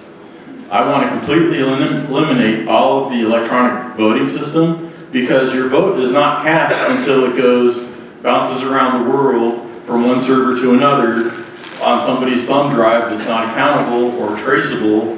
It's not your vote. Some black box somewhere off-site is actually what's tabulating your vote. It may not have anything to do with what you actually put on paper. So having a system where you mark a piece of paper and then run it through an optical scanner, that gives us reliability, it gives us security, it also gives us traceability, and it gives us an audit trail back to actual voter intent. In other words, it creates physical evidence.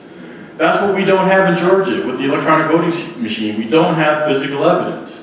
We have a printout from a ballot marking device, but those aren't counted in the audit.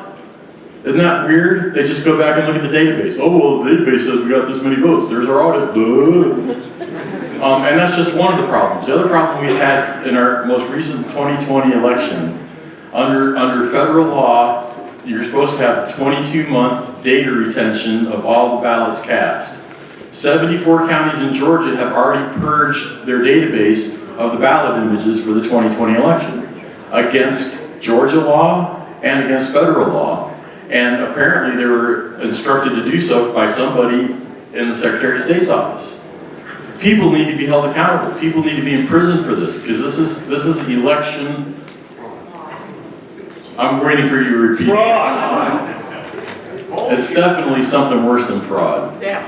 So anyway, ever since, I guess, oh God, maybe 2014 or so, I've been aligned with Voter GA, Voters Organized for Trusted Election Results in Georgia. Some of you may know Garland Favorito, some of you may know Marilyn Marks. I wrote the, what was that? I forgot what you call those things. I wrote something for the Libertarian Party of Georgia that I delivered to the committee, both at the SAFE committee and at all the committee hearings for HB 316, to make sure that we had paper ballots and didn't waste $150 million on a system that's unconstitutional, unreliable, untraceable, and does not produce physical evidence of a ballot. So that's essentially my platform. Let's put the people in prison who deserve to be in prison. Let's have secure, repeatable, transparent, accountable elections with actual physical evidence of voter intent. So that's why I'm running, and thank you very much. I yield the floor.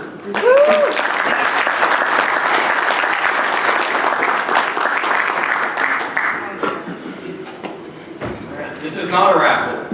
So I'm opening nominations for Lieutenant Governor. I move to nominate Brian Graham. I second. Here, Angela nominated Brian Graham, second from Ted Metz. Any other? Can I speak on that for a minute? Not yet. Let's go, Zach, let's go. Any other nominations for Lieutenant Governor? Move the nomination be closed. Here, move that nominations should be closed. Second. Second from, I think, David. Let's see. So all in favor of closing nominations, say aye. Aye. All opposed? Okay, ayes have it. Nominations are closed. And I like using this more than Ryan. How we're hungry, Zach, we are. Yeah, okay. Speech before we vote, right? Okay. I did it wrong for Ted, but it works out. Thank you. All right, I'm not going to take up too much of your time. I'm just going to find my notes for this. I believe running for office in Georgia is a very important thing to do to educate voters on the issues that are important to libertarians, because they talk about a lot of nonsense that we don't care about, and they give a lot of opinions about the things that we care about that are not correct. So I just want to talk about a couple of the issues that I'm going to prioritize. I have four main categories. So election reform is number one, for us especially ballot access, making sure that voters understand that they need more choices on the ballot. We need more voices. Competition is a good thing in every other scenario, so why not in voting?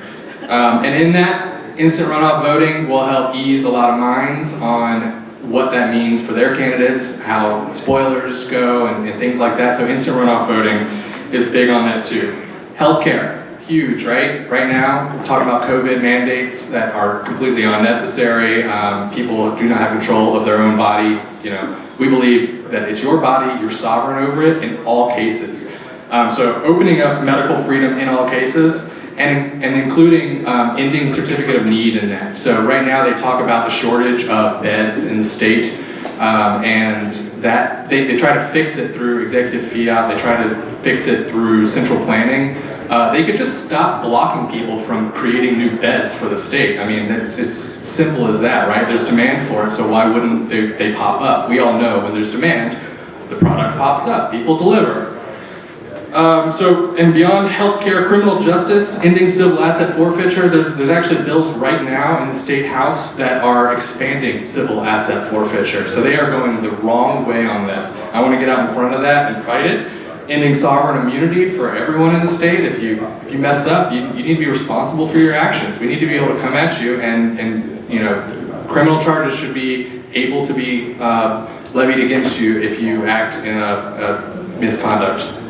And bail reform is pretty big. So a lot of localities in Georgia have implemented bail reform. The state is attempting to preempt a lot of that, taking the power from localities. I think localities should be able to make the bail reform that they want in their own local jurisdiction.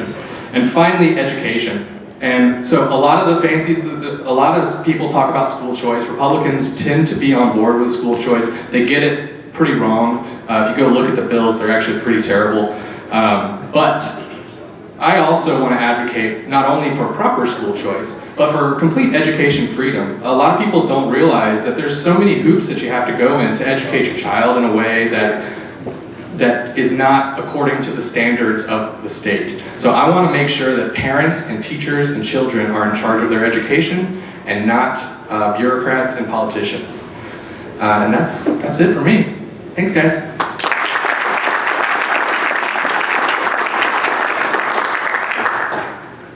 Would anybody like to speak on behalf of NODA?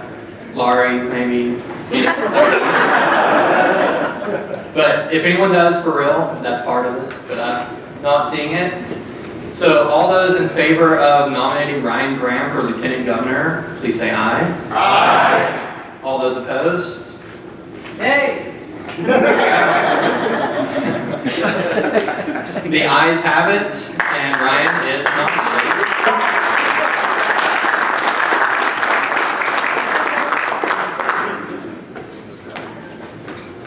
All right, we'll move right along, open up nominations for Attorney General. I rise to nominate Martin Cowan. All right, thank you, Tim. All right. Second. Well, you know who you are, so. Thank you. Yep, it's seconded and thirded, and I think fourth somewhere along the lines. All right, so any other nominations for Attorney General? Move to close nominations. Move to close Steve Hilton. Move to close nominations. And second. Second. Nick C. I'm just doing that. I'm sorry, man. All right, all those in favor of closing nominations? Aye. Any opposed? All right, hearing none. Martin, you want to come up here and do a 7-minute or less speech?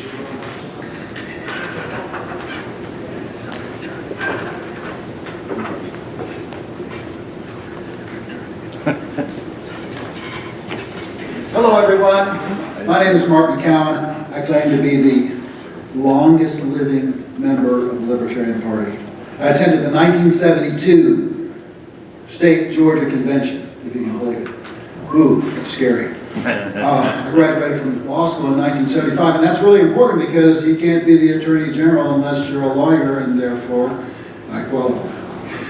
One of my, some of you may know that I've run for Georgia 13 Congress twice, maybe 3 times now, twice. And in the process of doing that, I was one of the plaintiffs in a lawsuit which has been going on for 4 years. Martin Cowan, the Libertarian Party of Georgia, and others, John Mons is one of the plaintiffs, and we're filed a lawsuit against the Secretary of State trying to get the number of signatures required for House candidates, Congress, reduced from 25,000 signatures down to a smaller number. We lost it in the district court. We went up to the Court of Appeals, 11th Circuit. We won. Came back to the district court. We won. And then went back to the 11th Circuit. And just a couple of weeks ago, we lost. And we're going to file a motion for rehearing in the 11th Circuit to have the whole court hear it. And then I'm pretty sure that if we don't win there, we're going to go to the United States Supreme Court. So we're fighting that fight, and we're going to continue the battle. But I'm running for Attorney General here. I'm going to switch horses because at this moment it's impossible for me to get 25,000 signatures, and that's what the requirement is, 25 or 24. They haven't told us exactly how many it is. So I'm going to switch horses and run for the AG, if you will permit me. And what I want to do there is, boy, this is a target-rich environment. I mean, I think it's a really, really powerful position to run from. One of the first things I want to do is I want to protect doctors from the attacks that Big Pharma is making and their agents, the government, is making to stop doctors from trying to help people get well. I want to protect pharmacists who want to follow the instructions of their licensed doctors to help their parents get well. Big issue for me. I'm going to oppose max mandates. You're not going to find the Attorney General supporting a max mandate anywhere.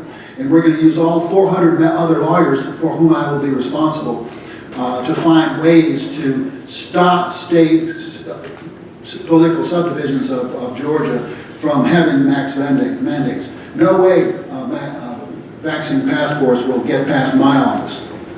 I'm going to do away with no-knock warrants. I'm not going to have any children blown up in their beds by police officers with a no-knock warrant. That's not going to happen under my watch. I'm looking forward to working with this panel. I heard asset forfeiture already talked about. There's not going to be, my office is not going to approve any asset forfeiture, and we're not going to have that. The final thing I want to say is that police forces shouldn't look like those thugs they had walking around D.C., in military combat uniforms recently. Just the most disgusting view of law enforcement, in my view. Many of you have seen reruns, not in the original, Andy Griffith, right? The Andy Griffith Show. That's the model for policing that I want to see in Georgia. Never do I want to see these thugs walking around in body armor threatening citizens. Never do I want to have people fighting school boards charged with domestic terrorism. We're going to stop that kind of crap. And I hope you will support me, and I'm going to be your Attorney General, and I'm not going to protect the thugs. I'm going to protect the people. Thank you so much.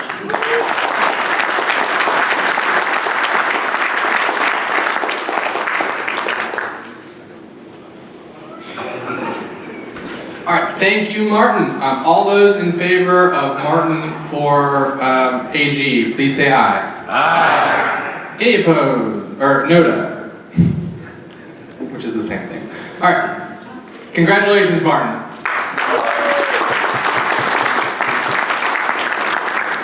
I will move right along to Commissioner of Agriculture. I'll take nominations from the floor for Commissioner of Agriculture. I nominate John Mons. I second. He's declined. I nominate John Counts. Is he here? Right behind you. I'll second. John, all right, John counts, and there's a second. Cool. Christine motion and Ted seconds. All right, so any other nominations from the floor for Commissioner of Agriculture? I make a motion to close nominations. All right, heard. And any seconds? All right, a second out there. And we will, all those in favor of closing nominations, please say aye. Aye. All right, any opposed? Hearing none, we will move right along. So, John, do you want to give a speech? Yeah. 7 minutes.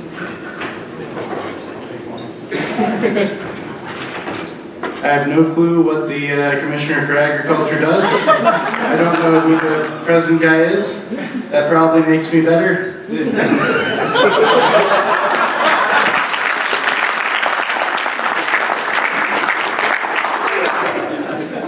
got a member of the Brevity Caucus here. It's appreciate it. All right, so we'll go ahead and move on to the votes. All those in favor of John Counts for Commissioner of Agriculture, please say aye. Aye. All those in favor of NODA, please say aye. Aye. All right, the ayes have it, or the John Counts, congratulations. We'll open up nominations for Insurance Commissioner. I nominate Danny Dolan. All right.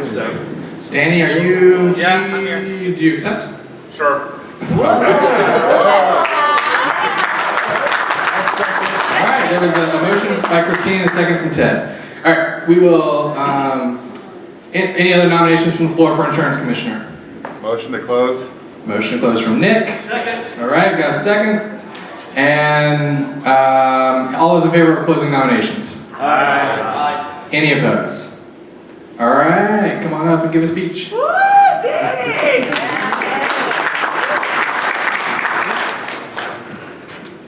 I like consumer choice. We need at least a noted vote on the main ballot for people who don't like either other party for Insurance Commissioner. And I want to get home, so let's hurry this up.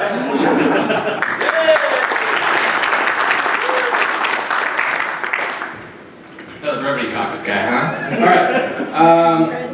So all those in favor of Danny Dolan for Insurance Commissioner, please say aye. Aye. All those in favor of NODA, please say aye. Aye. Congratulations, Danny. You seconded. Congratulations, Danny.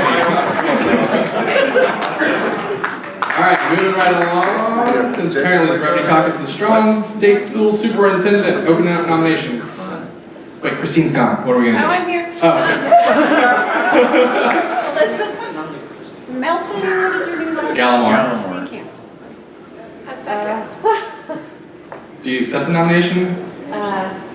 Please, Elizabeth, please. That's all right. My husband told me not to.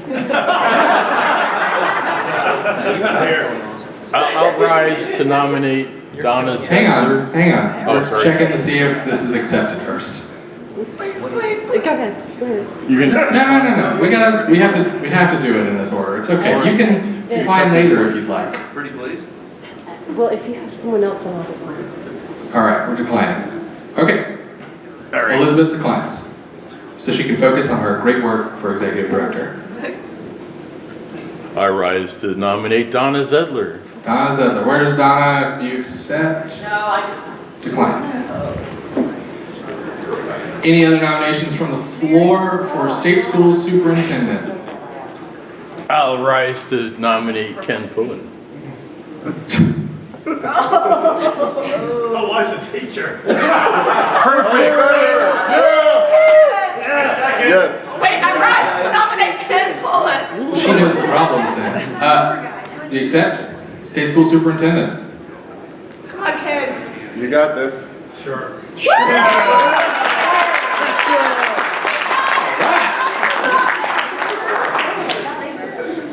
Cool. Who was the second? I'm sorry. Ted made the motion. Nobody yet. Andrew Brazel made the second. I know I did it that time. Cool. Any other nominations from the floor for state school superintendent? It's a lot of S's, guys. Move to close nominations. Jeff Oaks moved to close. Second. Okay.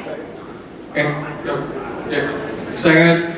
And then all in favor of closing nominations, please say aye. Aye. Any opposed? Hearing none, nominations are closed. And Ken, you want to come give a speech?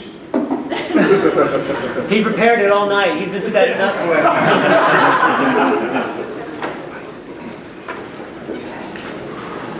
Nobody record this, please. It's being live streamed.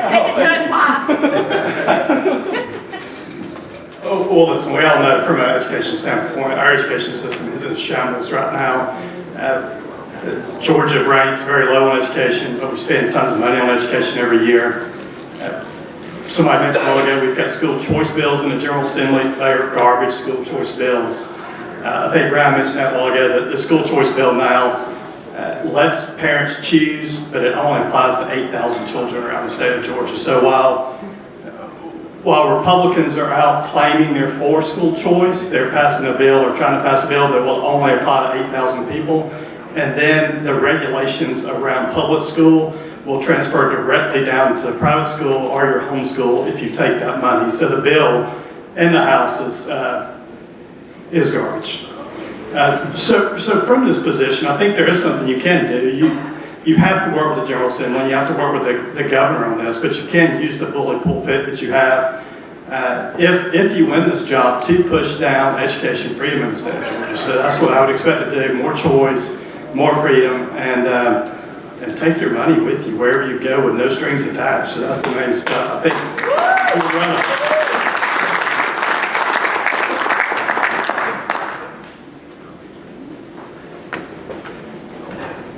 Thank you, Ken. All right, thank you. All those in favor of Ken Pullen, please say aye. Aye. All those for NODA, please say aye. You texted her my kid. Angela said aye.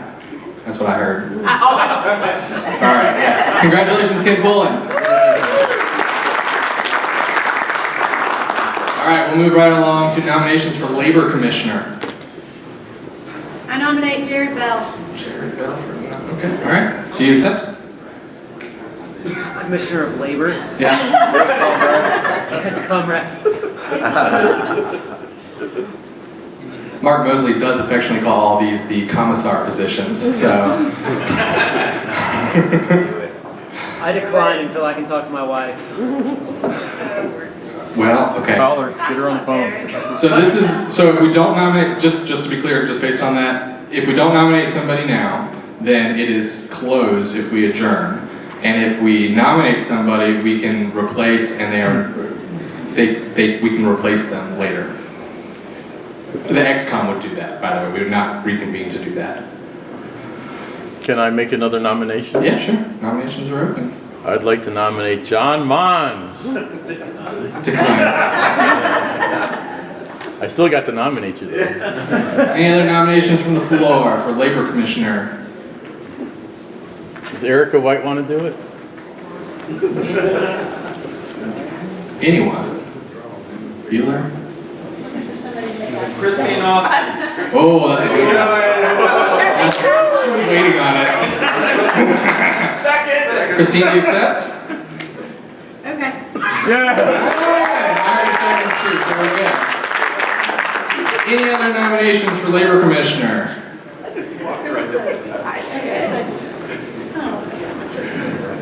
You have to close nominations. All right, heard the motion. Second to close nominations? Second over here, cool. And all those in favor of closing nominations, please say aye. Aye. Any opposed? Hearing none, we will close nominations. Christine, you want to come give a speech? I yield the floor. Yield the floor. All right. All those in favor of Christine Austin for Labor Commissioner, please say aye. Aye. All those in favor of NODA? All right. Congratulations, Christine.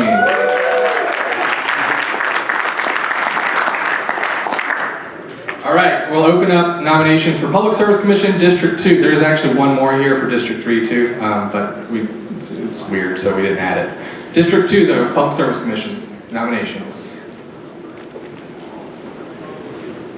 John, you want to do it again? I'm for it. I'm not in. All right. Yeah, you gotta live in the district, which is, it's like the Athens. Is John Mons losing that? Nope. I know you guys picked someone. Who's in District 2 that can nominate? Yeah, I know. Who's the people? Don't make him self-nominate, guys. Mark, you didn't have something? Yes. Okay, I'll nominate Colin. Yes. All right. Do I hear second? Second. Colin, do you accept the nomination? Yeah, good. Reluctance. It's a fun one. I ran for it 2 years ago, 3 years ago, whatever it was. It's a fun one.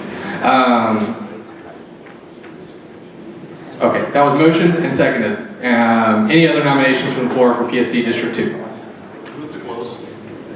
Second? Second. All right, we got a second. And we will, all those in favor of closing nominations? Aye. Any opposed? Okay, moving forward. Colin, you want to give a, 7 minute? Yeah, 7 minute. Or less.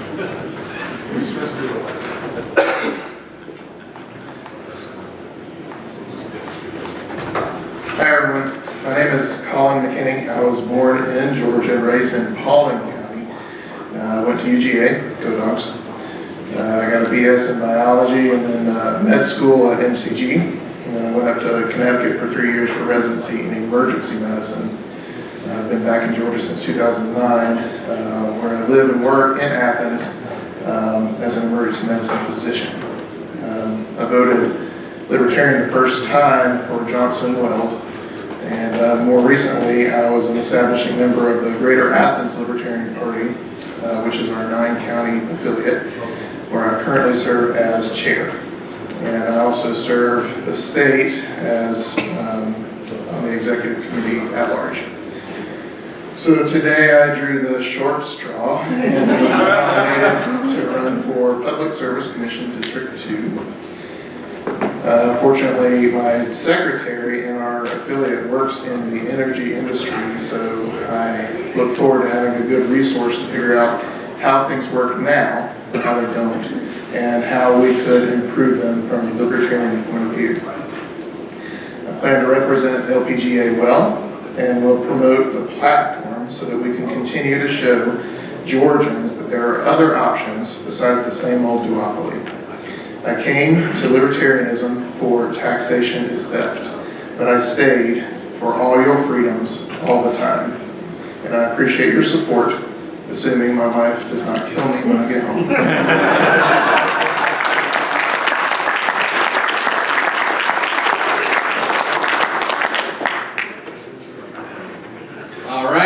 Colin. All those in favor of Colin McKinney for PSC District 2, please say aye. Aye. And anyone who opposes, please, anyone for NODA, please say aye. Aye. All right. The ayes have it. Colin, congratulations.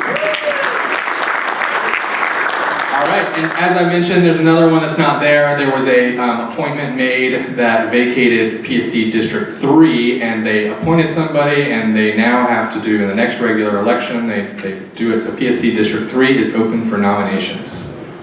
What area of the state is that? That's Atlanta and... I nominate Andrea Holt. All right. Second.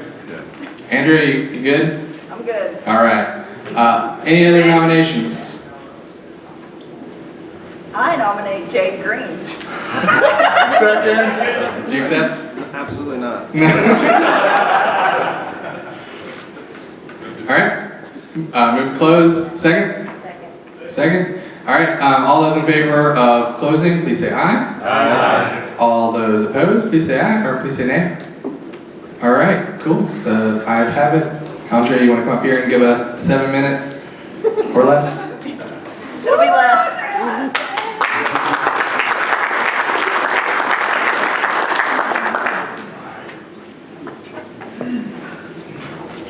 Hi everybody, most of you know me. I'm Andrea Holt. I am the new chair of LP Atlanta, and I'm also Director of Community Engagement for People for Liberty. I always said I like to be in the background. I don't like my face plastered on things. I don't like people looking at me and looking to me publicly. But my friends always said I was supposed to run for office. My boyfriend says I was supposed to run for office, and I'm running for office. So, don't know a lot about the PSC position. I do have a degree from Oregon State University in Geography and Geospatial Science with a concentration in planning, so I can probably figure this one out right. I looked at the PSC website and it says safeguarding your interests. We all know Georgia Power is monopoly, so that does not safeguard anybody's interest. I came to the Libertarian Party in 2016 at Nashville Gay Pride when I couldn't vote for Hillary and I couldn't vote for Donald, and I saw a Johnson Weld sign. I said, who's this guy? What's he about? And I've been here ever since. I helped Joe Jorgensen's campaign, and I support all of our candidates here in Georgia, and I would ask for your vote for PSC. Thank you.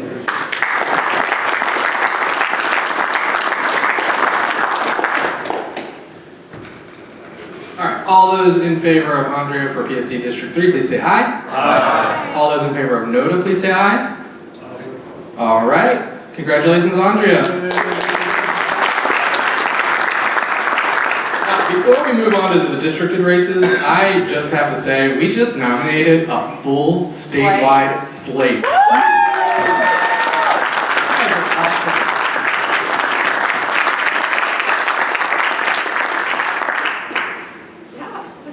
what do you want? Can I say something? How long? I just want to make sure because I think we're breveting. Yeah, 10 seconds. Okay, go. And I want everybody to know that that has never happened before in the LPGA history.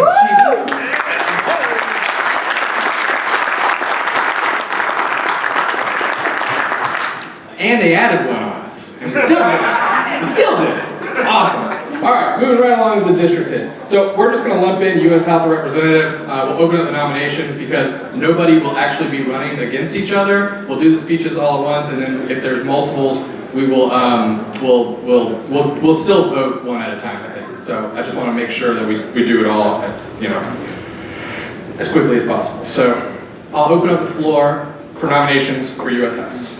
I'd like to nominate Angela Pence for U.S. House District 14. Second.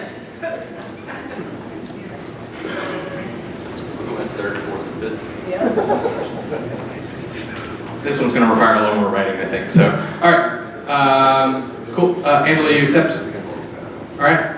Thank you. Any other nominations for U.S. House? Any district? Nominate myself.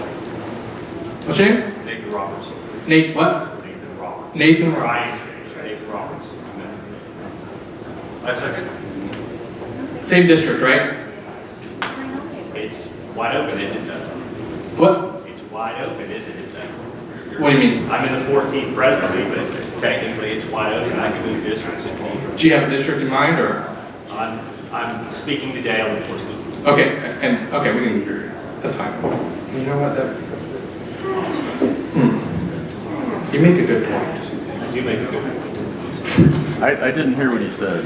The point was, you do not have to live in the district to run in the district, and so if there is somebody for 14 already, you could technically qualify somewhere else. You know what? So what we'll do is any of the contested ones, we'll run those first, and then we won't close nominations right away. We'll keep nominations open for other districts. So I'll continue taking nominations from the floor for U.S. House. Nominate Mark Mosley for U.S. House 8. Second. Thank you. Heard? Anyone else? U.S. House. All right. So we won't close nominations just yet, but we will do speeches. And we'll do them in the order that people were nominated. So Angela, would you like to come up here and do a 7-minute or less speech?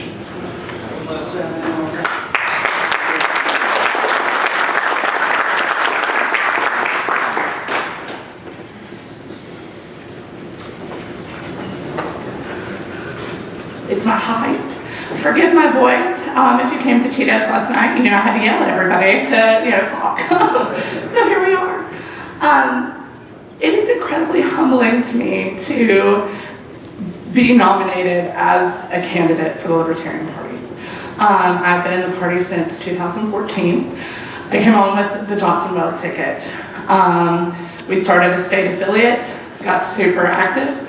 I was the only person holding a Johnson sign at my precinct. I believed in the message of liberty for everybody. And for me, that particular election cycle was incredibly eye-opening. It was actually very scary. And made me realize how important it is that your voice, that you really are standing up when your voice matters, right? So fast forward, many of you know me, so I don't have to tell you, you've seen me. I'm incredibly active in LP Georgia, especially with candidates, so I want to speak on that really quick. You have no idea how exciting it is to me that we have nominated a full freaking slate. Like, that is, what? That is amazing, and I am so proud of all of you, for the people, the candidates that are stepping up to run. Like, we're here for you. Like, you can call me up. I got you. I'm so proud. But that's part of my work. In LP Georgia, I work with affiliates. All the affiliate heads in here know me. My heart is with affiliates. That's where we started. So, being active in the party, I never had the ambition to run for Congress. I always thought I would run at a local level, right? And then my situation is quite unique. Marjorie Greene ended up running uncontested. That's how she won my district. And for the last year, I've watched her paint my district in the most horrible way that, I mean, I don't even know, I can't. Because that is not my district. My district is not racist. My district is not homophobic. My district is full of people that love everybody and they will help their neighbors. It doesn't matter. And instead the whole country thinks that we're just like a bunch of crazies with just, you know, space lasers. So it's a very, I knew it was a unique opportunity, right? With her as the candidate, I knew I would get a national platform. I was very connected with media.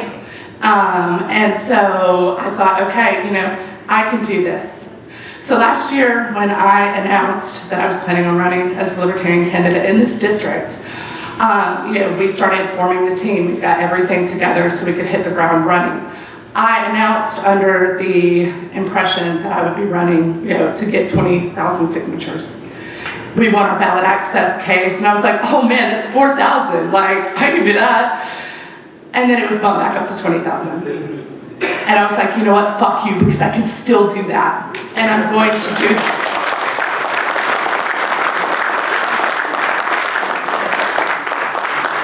You can throw what you want at me. And you know what? I'm gonna get out there and I'm gonna do the work. Because I want all these candidates that decided to step up to say that we can do this. You know what? They can throw everything they want to at us, but we are not gonna back down because we're the Libertarian Party, we're the party of freedom. And we will continue to fight. So, you probably want to know some of my stuff I'm running on, medical freedom. I am vehemently against mandates. I don't care what you decide to do with your body. It's not my choice. You know, you live your life, I'm gonna live mine. But don't you dare tell me that I have to show some fucking papers to go into a place. Because I'm not doing it. People have to stand up. So medical freedom is very important to me. Education freedom, incredibly important to me over COVID. We saw all these shifts and everything. If you're having parents at home, you're forcing them to do homeschooling with their children, why can't money follow the kids and where the kids and where they want to go? Thank you. And finally, my next biggest thing is I want to dismantle the government. So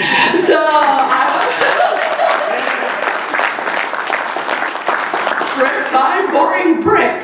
That is my goal. If I'm elected into Congress, which will be crazy, I plan on being the biggest pain in the ass they've ever seen. So, thank you.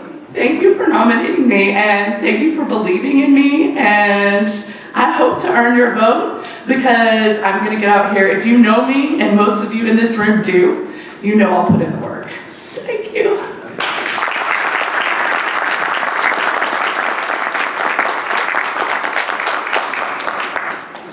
All right, Nathan, come on up.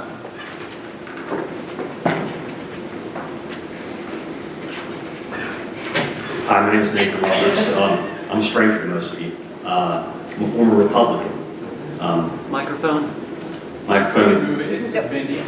Sorry, not to poke fun at my qualified opponent here, and I don't consider her an opponent because I've met her. I don't have anything to say against her personally. I don't dislike her, but I'm trying to win this district, and she's absolutely right about Marjorie Taylor Greene. The name we don't want to mention is the name that we have to beat. This is a winnable seat, and I believe I can win it. I'm a former Republican. Many of you got this domestic terrorist list on your, I don't know how many you identify with, but I personally take pride in many of them myself. So as a former Republican, and as number 45, someone who considers themselves almost evangelical, I think that's why I can beat her. She came to the district and bought it.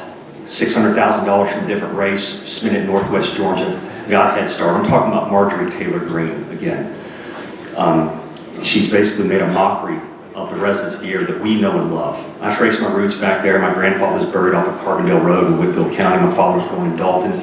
You know, I know people there. I've lived in Rome and Floyd County for 20 years, and honestly, I want to take it back. So what I want to present, what I want to convince you of, it's not that I'm better than Angela, it's that I can beat Marjorie Taylor Greene, and I want to tell you how. I have to force a runoff. I basically want to be on the stage and distinguish myself from Wendy Davis, who's going to get the Democratic nomination, Marjorie, who's going to lock in the Republican, and hopefully me, who will actually stand apart from them. Because without a runoff, you're not going to convince enough Democrats to vote Libertarian, but we can pull some Republicans like me in if there's room for me. Is there room for me here? I'm asking, because you talk about ballot access, and I've had some struggles trying to get on this ballot. Just speaking of trying to go and get myself to run for this office, I've kind of had some headwinds. I've gone to some of the meetings. I haven't been received well, and I bear no malice. I'm not out to get any of you. I'm trying to represent the people I like, because Marjorie Taylor Greene, is an offense. And I'll tell you what, this time a week ago, I was in a place of worship, and the other reason I want to run against her is because she mocks my God. Do y'all understand me? She is abashedly a two-faced politician that we all want to get rid of. So I'm asking for your support in this race. It is more important than every other one on our ballot. Marjorie Taylor Greene is part of what she is, a trumpet. She is what is wrong with the party, and we can win this. And I need to be different enough. And if you don't believe I'm a Libertarian, give me a few months. If this is ideologically sound, convince me to speak what you would say to her responses. Because I think I believe what you believe. I really do. But give me some time. Give me some time and educate me on whether it's the economics or some other principles. Because I think we're going to agree on more than you think. But again, I don't bear any malice toward Angela, where she, you know, whether it's district or another, other Libertarians need to run. But in this race, I think it is winnable, and I think I will win it. 20,000 votes, I've run for office before. I may get 20,000 in the city of Rome. The city of Rome is where Marjorie Taylor Greene claims to be from, which is where Wendy Davis is also a former city commissioner. The battle for Rome, which I've said publicly I intend to defend against people like her. That is what this would be. This would be a battle for Rome. And they would have to come there. And I do not want appearances. I don't want my name mentioned. I'm not going to respond to her yelling with yelling. I'm going to respond to her yelling with whispers that will be repeated. Whispers like, freedom is better than what you're offering. Whispers like, I'm sorry. We exercise amendments here. We exercise the First Amendment and say what we want. Marjorie Taylor Greene does it too often. I'm not going to try and outshout her. I'm not going to try to do these other things that she does so much, you know, with her war chest and everything. We will go on message, we'll be succinct and to the point, and hopefully we will win this and other races. So ask your vote, your consideration. Thank you for your patience and your time. I look forward to meeting everyone later.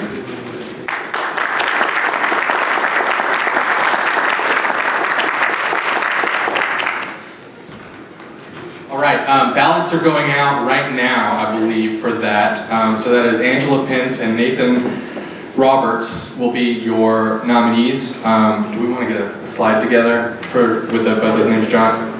Can we get a slide together with both of those names? Yeah. And Noda, just make sure Noda's on there too. So we'll be handing out paper ballots for this since it's a contested race.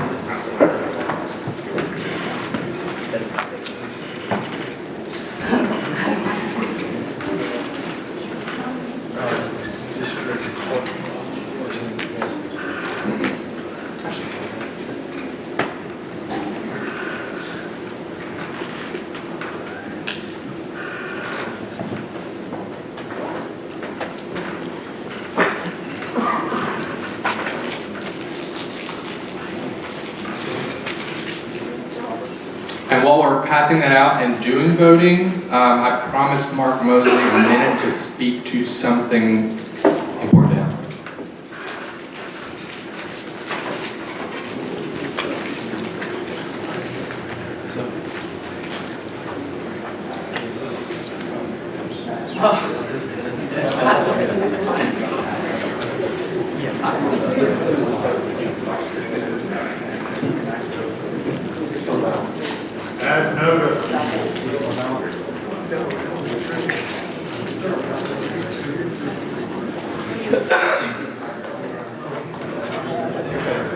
I will take up your time for just a moment. I just had a couple things to clean up. I've spoken with most of you over the last couple days about the long convention, something I've been promoting, and that we've done previously in the LPGA. I actually chaired a long convention in 2004, or the reconvening part of it. So it is a good technique, and I want all of you to be aware of that for future use. For this convention, for complex reasons, I've decided to let that go. And I will not be making the motion I mentioned to you about the long convention. So I just want to clean that up with everybody so that you had the expectations, or so that you knew what I was going to do. Okay, so just wanted to clarify that for everybody, and I appreciate all of you being here. Thank you, Mark.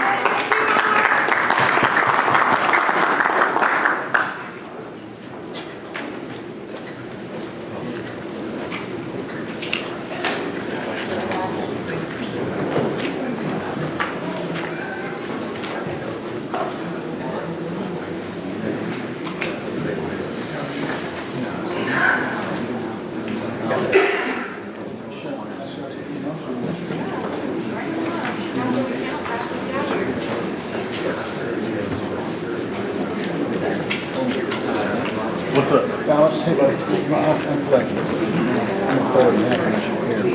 Well, just don't show it around. I'll show that. We got our.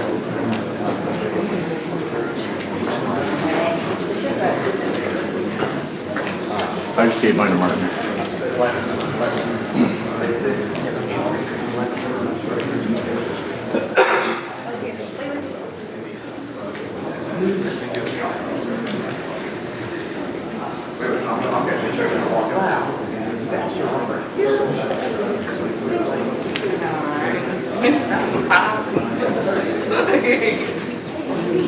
In there.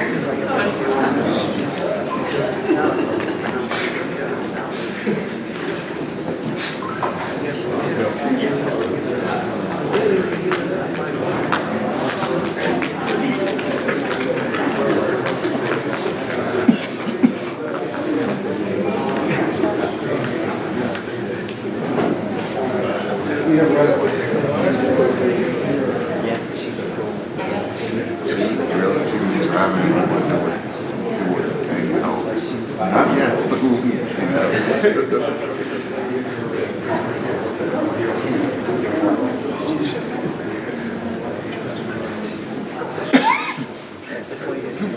But you've been announced.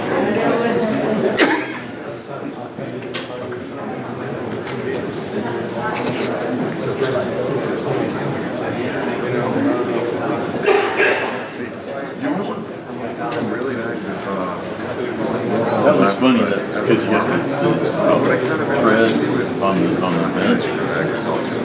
It should, well, that thread makes you. I was just mentioning something to keep in mind in the future. Well, I know that. I hadn't thought about it until after years. I was Have protection. I was like, By you know, that would be that's a statement. in the back. Oh, on the jacket? Yeah. It's you're going to cut that thread. And then I'll take a look later. I actually probably didn't do my pocket yet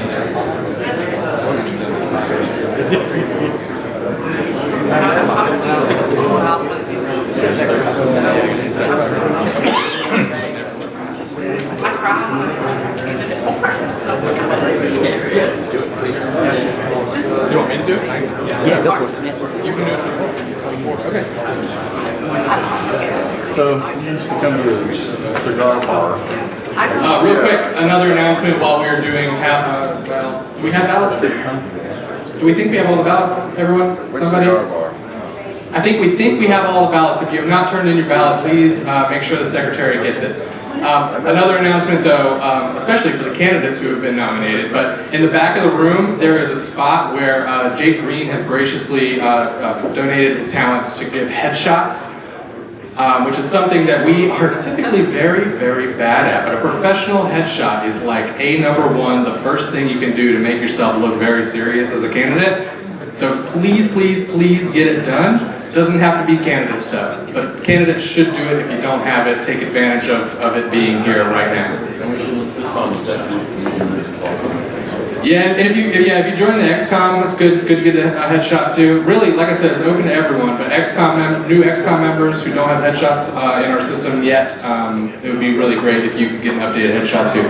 Point and shoot, it works too, if Jake's not available. Oh, okay. All right, yeah. So Jake doesn't have to be the one either. I asked him earlier. I thought he was the one. Yeah, he will be available, but it is not. Okay, You can't cool. point and shoot, and it's okay. All right, yeah. Cool. Jake gave a thumbs up, so he's ready. Cool.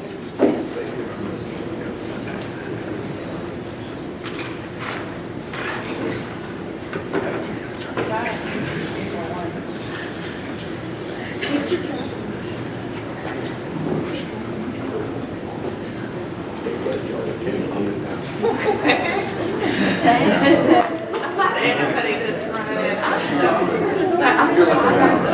Yeah, like that is, I don't think crowding covers this song. I'm elated. I'm so elated that these people are going to run their lives for this night. Oh, you're too sophisticated.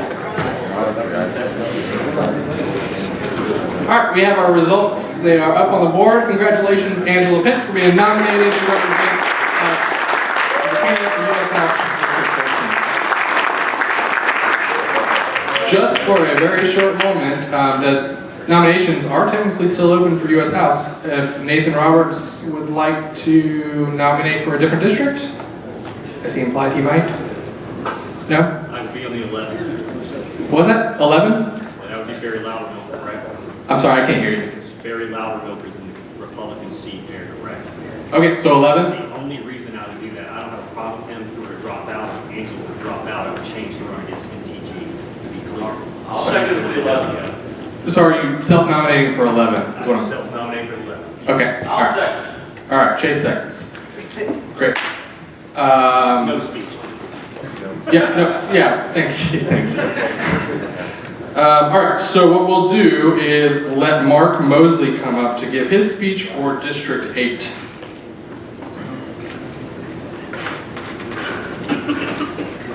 Point of order, Mr. Chair, are we going to vote on whether we're nominating for District 11? We'll do that next. I was doing them in order of nominations, and since that is now the last nomination, we'll do that after Mark.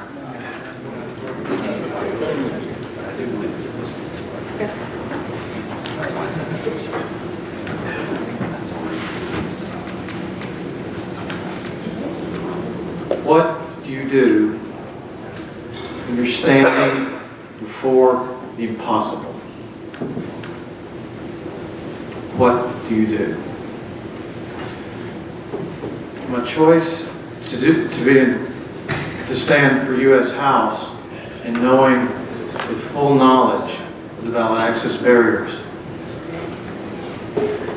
feels like standing in front of a 10,000-foot sheer ice cliff. It feels impossible. So what do you do? And when I think on our common human experience, we're the beneficiaries of so much in history from men and women who stood before the impossible and proved that to be wrong. So that is the experience for me. So what is my goals? What is my promise to you? My campaign is the campaign for the real and true America. The one that respects your natural rights. The one that respects your dignity as a human being, and the one that understands that the government, the federal government, the general government, is subservient to you.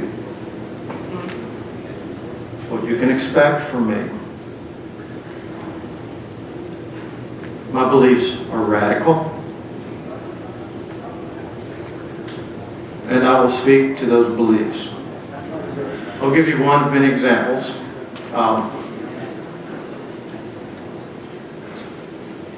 And how we've gone wrong as a culture, and that is just picking one example out of the air when it comes to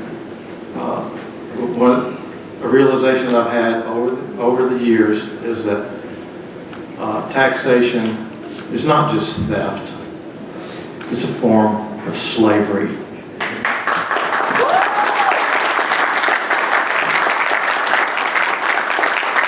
There's a belief in that other people own you. And for very good reasons, as a culture, we rejected the concept of chattel slavery long ago. But we've never ever looked clearly. We're still confused about the issue of tax slavery. And we're very confused about that. And this is not something that can be reformed. You cannot reform evil. And particularly the income tax must go. So that is an example of the sort of positions, the sort of thinking, the sort of beliefs that you can expect out of me. For myself personally, I have over the years, and spoken to a whole bunch of you this weekend, encouraging you to be candidates, to step out of the shadows, to become that hero that you always thought was out there, when it's not. It stares back at you from the mirror. So, for myself, because I've asked so many of you to do this, I can't sit in the background. I can't be in the shadows. It would hold no meaning. It would be a lack of integrity. So, I'm stepping out of the shadows to be your candidate for U.S. Congress. And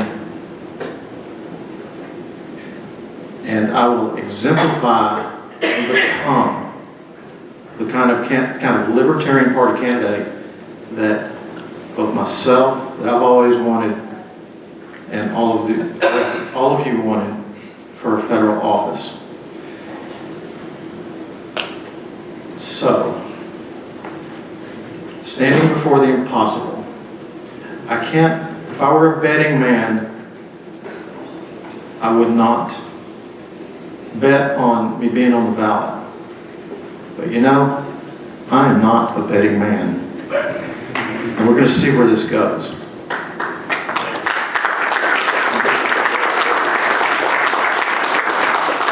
Just like so many of you, and so many of my heroes from history, they stood before the impossible, and they brought the impossible into the realm of our daily life.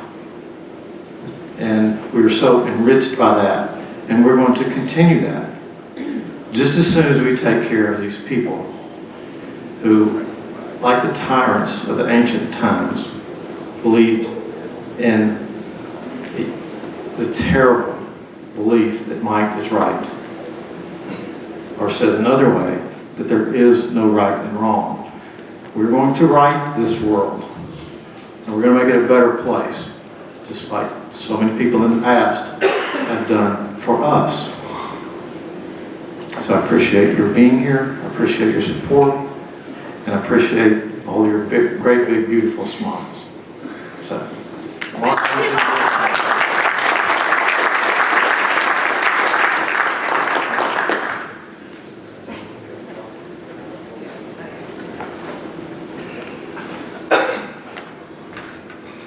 All right, thank you, Mark. All those in favor of Mark Mosley to represent District 8 in the U.S. House, please say aye. Aye. All those in favor of Noda, please say aye. Aye. Hearing a single person. Congratulations, Mark.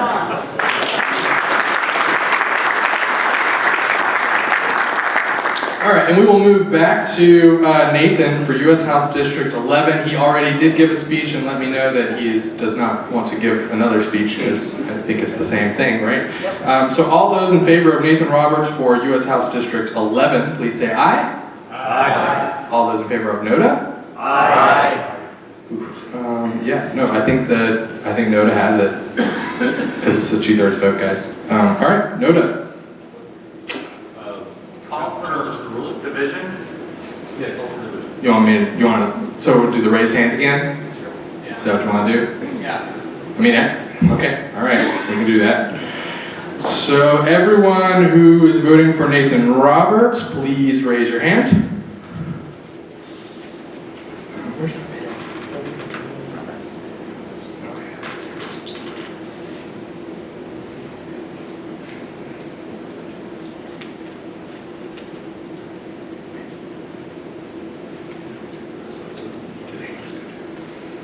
Yeah. Everyone, make sure your hands are up if you're voting for Nathan Roberts. Sorry, I screwed up the count and had to go back, and then I got confused. So.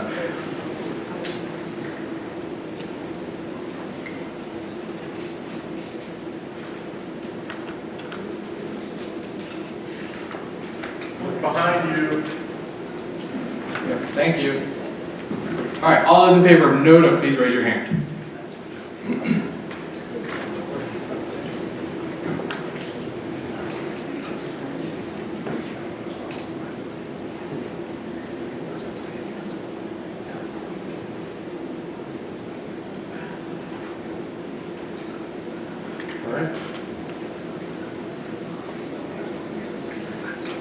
Let me do some maths.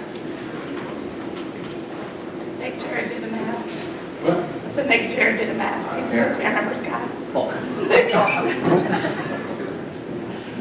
Fact checker. Fact checker. Snopes said it was. I didn't have to do maths. It doesn't, yeah. Sorry, that was bad. Yeah, so with 18 votes for Nathan and 27 votes for Noda, that is 40% of the vote for Nathan, and he is not nominated. All right, so we are going to move on to open nominations for State Senate. Would anybody like to nominate somebody to run for State Senate? Would anybody like to close nominations for state? Yep, Mark? Mark has your hand raised right before. Nominate Chrono, wherever he is, or whatever district he's in. It is going to be State Senate 28. Chrono's up front. Yeah. It's State Senate 28. State Senate 28. I second. Chrono accepts. And there's a second? I second. Angela seconds. All right. Any other nominations from the floor for State Senate?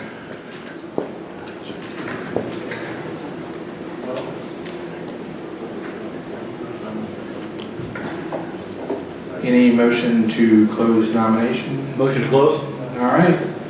For a motion made, second over back here. All right, second back here. All those in favor of closing nominations for State Senate, please say aye. Aye. Any opposed? Aye. All right. The ayes have it. Chrono, would you like to come up here and give a 5-minute or less speech?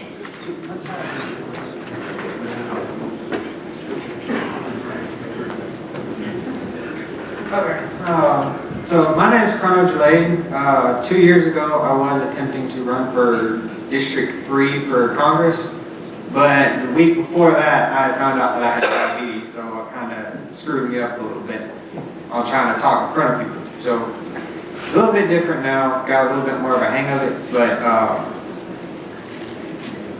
one of my goals for running for State Senate is setting up to help formulate a ballot access laws.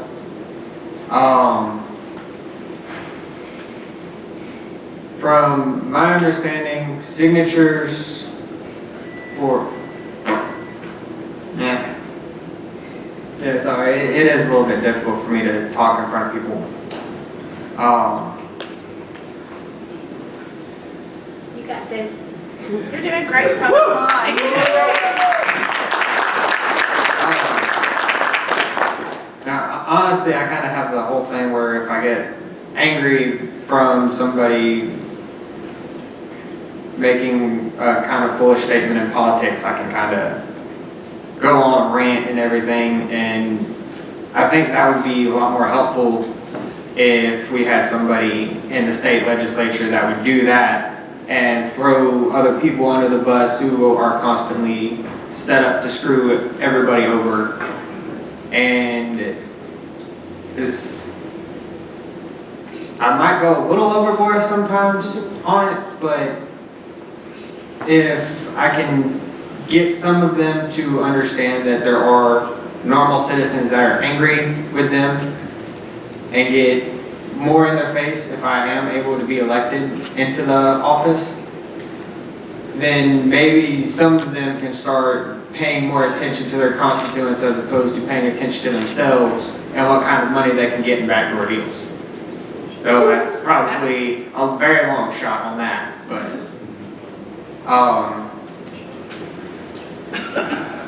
honestly, that's about it. Thank you for the minimal amount of time that I have now spent, and hopefully we can get out of here sooner.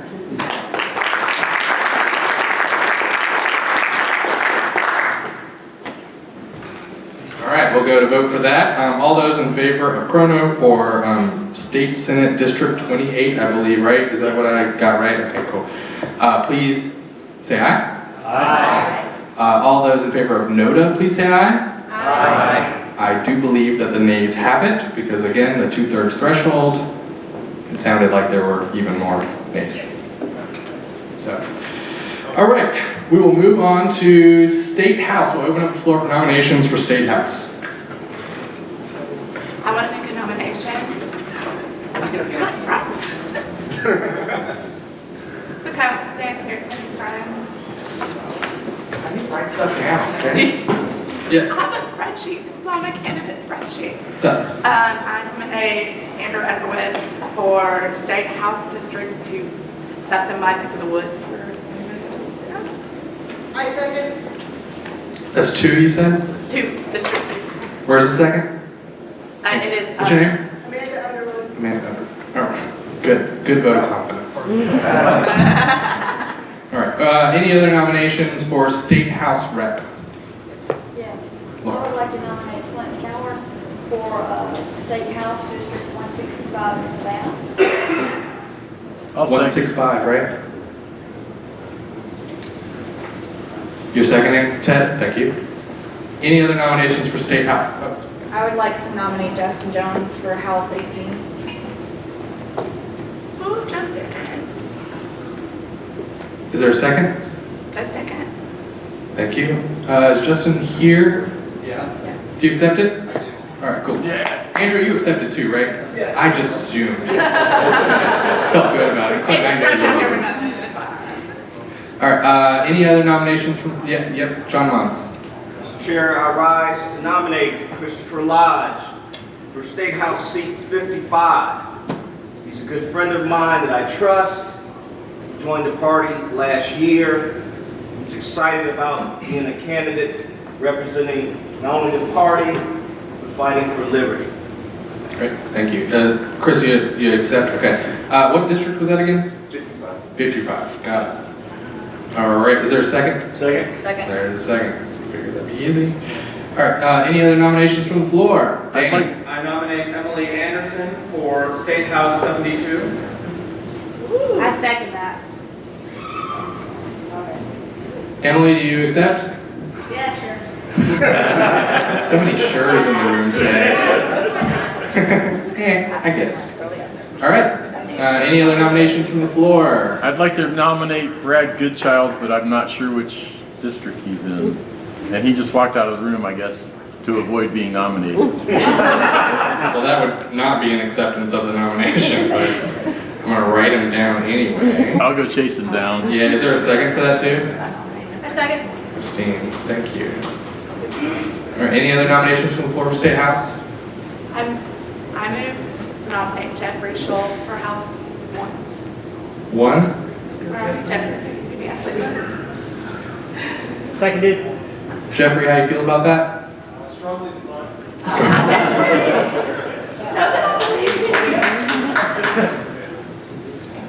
A man must know his limits.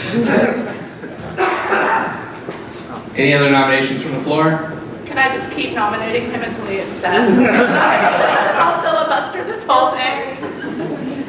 People will take it back that they nominated you. Any other nominations from the floor for State House? Cool. Let's give Brad Goodchild a minute to come back. But let's go ahead and start the speeches. So we will start with Andrew Underwood, and what is that, 5 minutes or less. Hey, Andrew.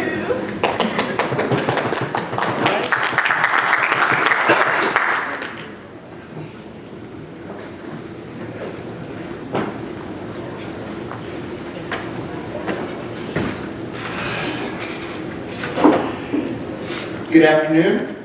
My name is Andrew Underwood. I'm 33 years old and I'm not some superhero who's come to solve all your problems. I'm just a guy.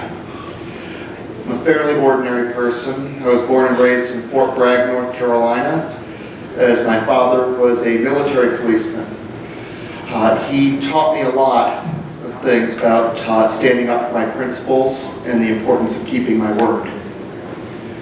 As a child, I was often told that I was special, gifted. I imagine a lot of you were told similar things growing up. I had an IQ test done and I got a rather high score. Adults called me a genius and I believed them. I believed them well into college where I studied physics. I really thought that I was going to be the next Albert Einstein or Stephen Hawking. Looking back, I was clinging to my high IQ and the imagined implications that went along with it, like a child with a security blanket. It blinded me to what my own limitations were. Ironically, because I'd never been challenged in K-12, I didn't really know how to apply myself or study properly. I dropped out of college, got married, moved to Georgia, had kids. Now that was a challenge. Yeah. I worked 2 jobs for a while trying to make ends meet. I took jobs that hurt my pride in order to take care of my family. But that taught me humility. And it wasn't really until then that I was shaken out of my delusions of grandeur and realized that I wasn't better than anyone else. I worked hard and started to improve my lot. Now I have a job that I love, doing quality control at a manufacturing plant in Rock Spring, Georgia. And I own my own home. My IQ is 150. Okay, it's actually 147, but allow me this one vanity. On its own, that doesn't really mean anything. It doesn't make me smarter than anyone else. It certainly doesn't make me better than them either. But what it does mean is that I'm good at spotting patterns. I've seen a lot of patterns I don't really like. And seeing as you're all here, I imagine you've noticed those patterns too. Patterns of abuse, corruption, censorship, and cronyism. Patterns of bureaucrats exercising power unchecked without transparency or accountability. Where special interests turn taxpayer funds into their own personal piggy banks. Where corrupt police departments can rob people via civil asset forfeiture. And where their members are protected by qualified immunity when they kill innocents. Where families have their homes and land taken from them under eminent domain and given to large corporations, where people are forced to spend years and thousands of dollars trying to conform to pointless requirements for occupational licensing, where people are incarcerated with lengthy sentences for nonviolent crimes. And these are all just the beginning. I'm running to represent the people of Georgia's 2nd Congressional District in the State House of Representatives. I'm running to fight for free speech, for gun rights, for school choice. I want to reform our criminal justice system, to legalize marijuana, and to simplify our tax code. My background is heavy in mathematics. That may not sound very applicable to governance, but if I can balance a 4th order differential equation, then you can bet that I can balance a budget.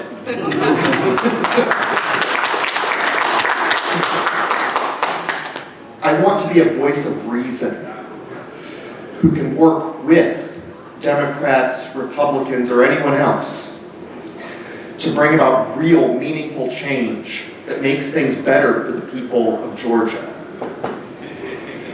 Truth be told, I didn't set out wanting that position.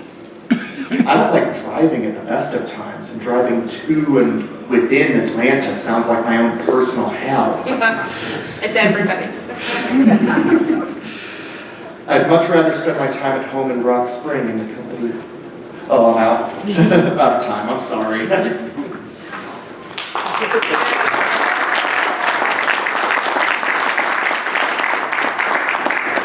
All right, let's move straight into voting on that one. All those in favor of Andrew to represent District 2 in the State House? Aye. All those for NODA? Aye. The ayes have it there. Congratulations, Andrew. We will move on.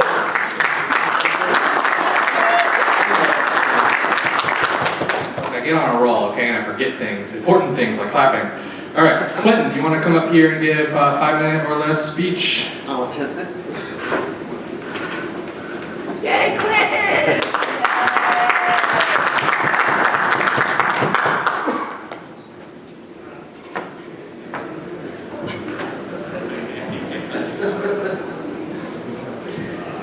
My name's Clinton Howard. I ran in a special election not long ago in District 165. And if any of you know anything about me, you know that I've been fighting authority figures since the day I came into this world. I wasn't given very much of a chance. I was ignored by the competition. And I pretty much scared the life out of every one of them. I figured that out when they began stealing my talking points and part of my platform. I'm against the mandates like all of us here. But I have a unique perspective from it. I grew up terminally ill. First 5 years of my life, well, I wasn't expected to last very long. These people have been utilizing fear. Fear to take away freedom. Fear to take away choice. And as long as they keep on utilizing fear, people will gladly throw away their liberty. Because what they're selling is the illusion of immortality and safety. Take it from someone who came into this world to die. There is no safety. And, well, safety is an illusion. You live every day the best you can, and you don't think about death. Because if you do think about death, you'll never really live. People have forgotten this. And they bought into these lies that if they wear toilet paper over their face and they get injections, that somehow they'll never get sick. COVID-19, like many other viruses, is here to stay. And a large population needs to learn to live with it and not throw away their lives. And what we should have been focused on from the beginning is maintaining our freedom and upholding treatment so people who are stricken with this virus can simply heal and move on. The second part of my platform was, like you, school choice. I have a unique perspective there as well. I was denied the right to that wonderful free public education. I had to fight for it. And then once I received it, I was placed in a, well, special education class, where I discovered I wasn't allowed to learn how to read, write, and do basic arithmetic, and I attempted to stand up for my liberty. I was rewarded by a paper report blackballing me from every public school system in Georgia and all other of the 49 states. After a 2-year battle, I finally tricked this kangaroo court into giving me an opportunity. And once I graduated with my high school diploma in my 20s, I kept on pushing until I attained not one, not two, but 3 university degrees. And what did I learn from all that? This is what I learned. These people, just because of their degrees, does not mean that they know what's best. They think that they can utilize their certificates, their licenses, and their bachelor's and master's to step all over everyone else. I learned just as much from a blue-collar worker that dropped out of middle school as I ever did from any doctor or PhD. And if you think people with a doctorate and a PhD are an authority on everything that's correct, remember, doctors from all around the world examined me, and they all determined with different examinations I would not make it past the age of 5. Well, I'm 51 now. Let's go.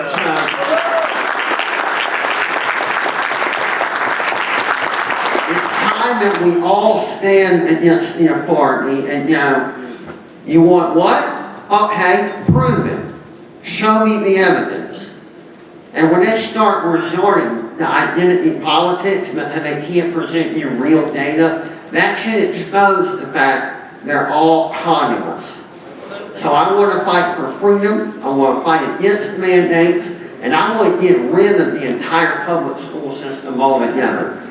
You can educate your children just as well as they do. Thank you, and I hope I haven't taken up too much of your time.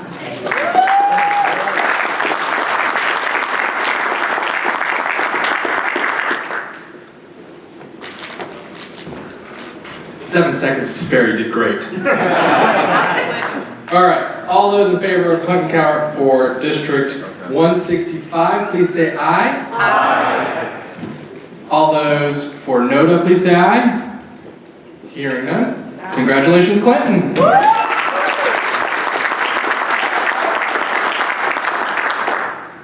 All right, next up is Justin Jones, maybe?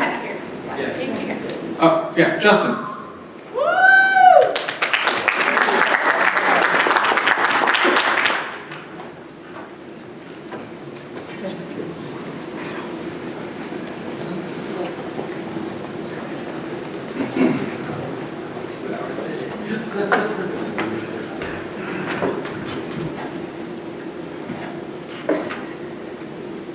If you know me, you know I do a lot. I do a lot of stuff in the Libertarian Party.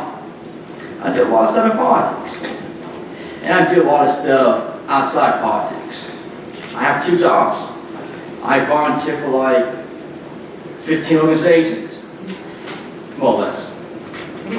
And people ask me all the time, why? Because I did a math the other day, and I spend about 20, 30, sometimes 50 if I need to, volunteering each week. And sometimes I stay up 2 days, 3 days, well not 3 days, but I guess good point. Helping organizations, helping people. And they ask me why. In my life, I saw a lot of people get hurt. A lot of people die.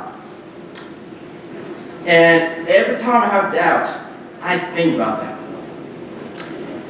And I realize why I do it. I do it for the innocent, for the individual, and for the hurt. I do it to bring justice, not vengeance, but justice to those that died. Because I'm tired of innocent people dying. I'm tired of people, going to prison for something harmless. I'm tired of, in my opinion, I'm just tired of the government not giving a damn about anyone and anything. And honestly, I'm the type of guy, who will talk to anyone unless I have to. And apparently, I have to talk to a lot of people because I do. Sometimes I have phone calls with potential members. Those phone calls are like almost 2 hours long. It's talking about liberty, talking about this country. And we have the saying in this country, liberty and justice for all. The problem is, we don't have liberty and justice for all. And I'm here to make it true. And I always tell people, I would never run for office unless I have to. And I feel like a lot of people mess up. And that's why I'm running for office. To clean the mess that our General Assembly did. I'm honest with you, they do absolutely nothing but collect paychecks. Absolutely nothing. And I'm here to tell them, hey, I'm honest with you guys. You guys are BS. I mean, what do you guys actually do? I'm here to make a difference. I'm here to fight for truth, for justice, for a better tomorrow. And for one day, everyone in this country can have liberty and justice for them. My name is Justin Jones, and I fight for the individual, the innocent, and the hurt. And I don't care what the government says about ballot answers. I don't care what you're going to do. I don't care if I get, all these signatures and they say, hey, this is not enough. I will prevail. We will prevail. And the government, I'm tired of them threatening on us. I will not comply to them. If they want to demote me, they have to kill me. As Patrick Henry said, give me liberty or give me death. And that's all I'm going to say.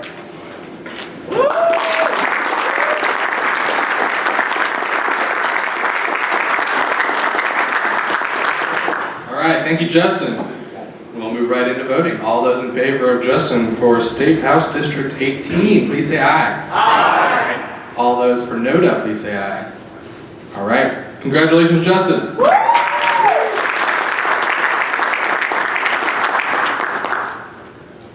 Next up, we've got Christopher Lodge for District 55.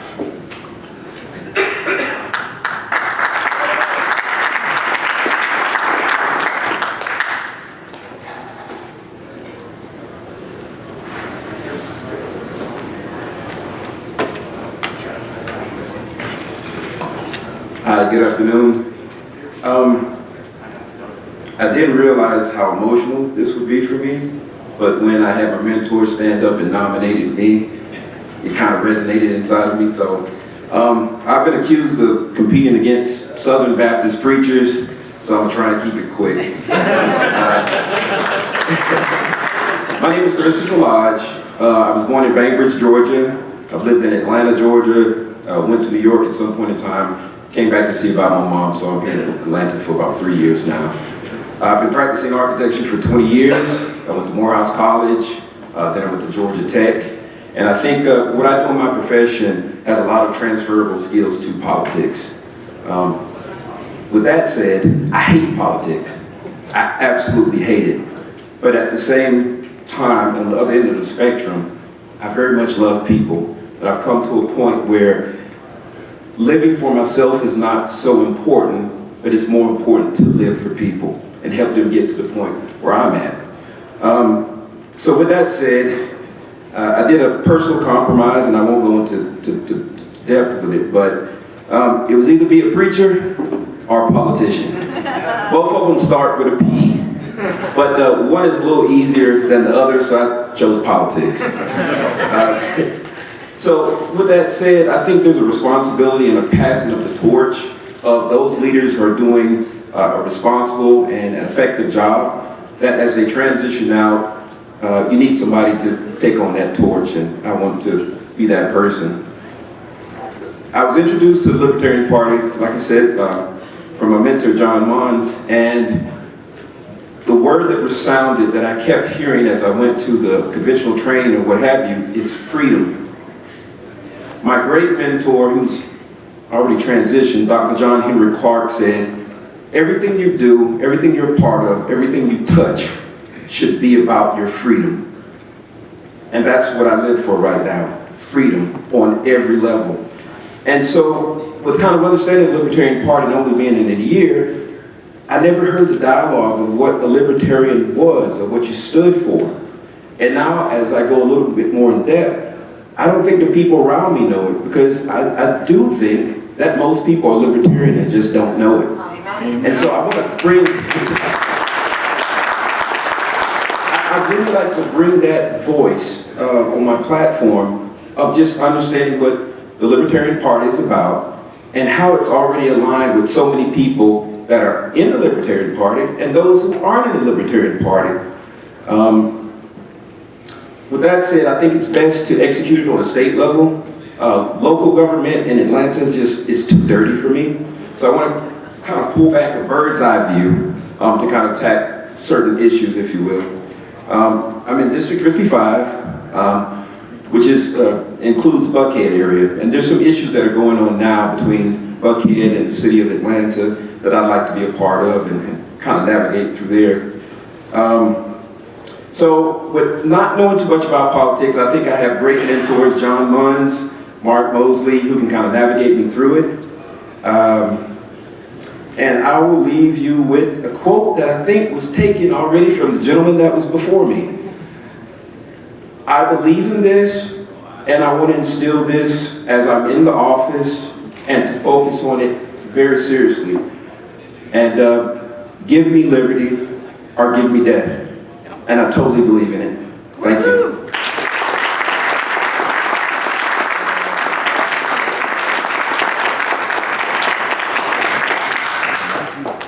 All right, thank you.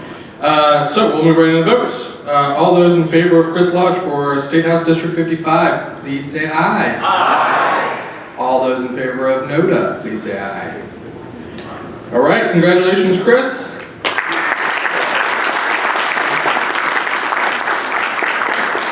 And we will move on to Emily Anderson for State House District 72.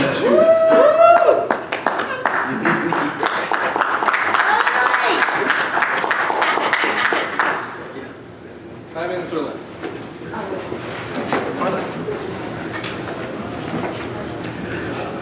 Okay, I'm going to be short. I obviously need to stop talking to Danny.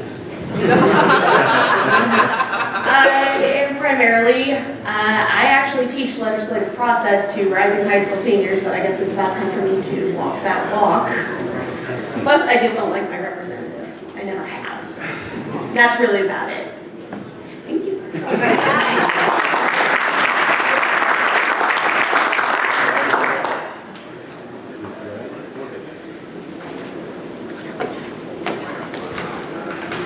All right, cool. So thank you, and we'll move on to voting. All those in favor of Emily Anderson for District 72, please say aye. Aye. All those in favor of NODA, please say aye. Great, Emily, congratulations.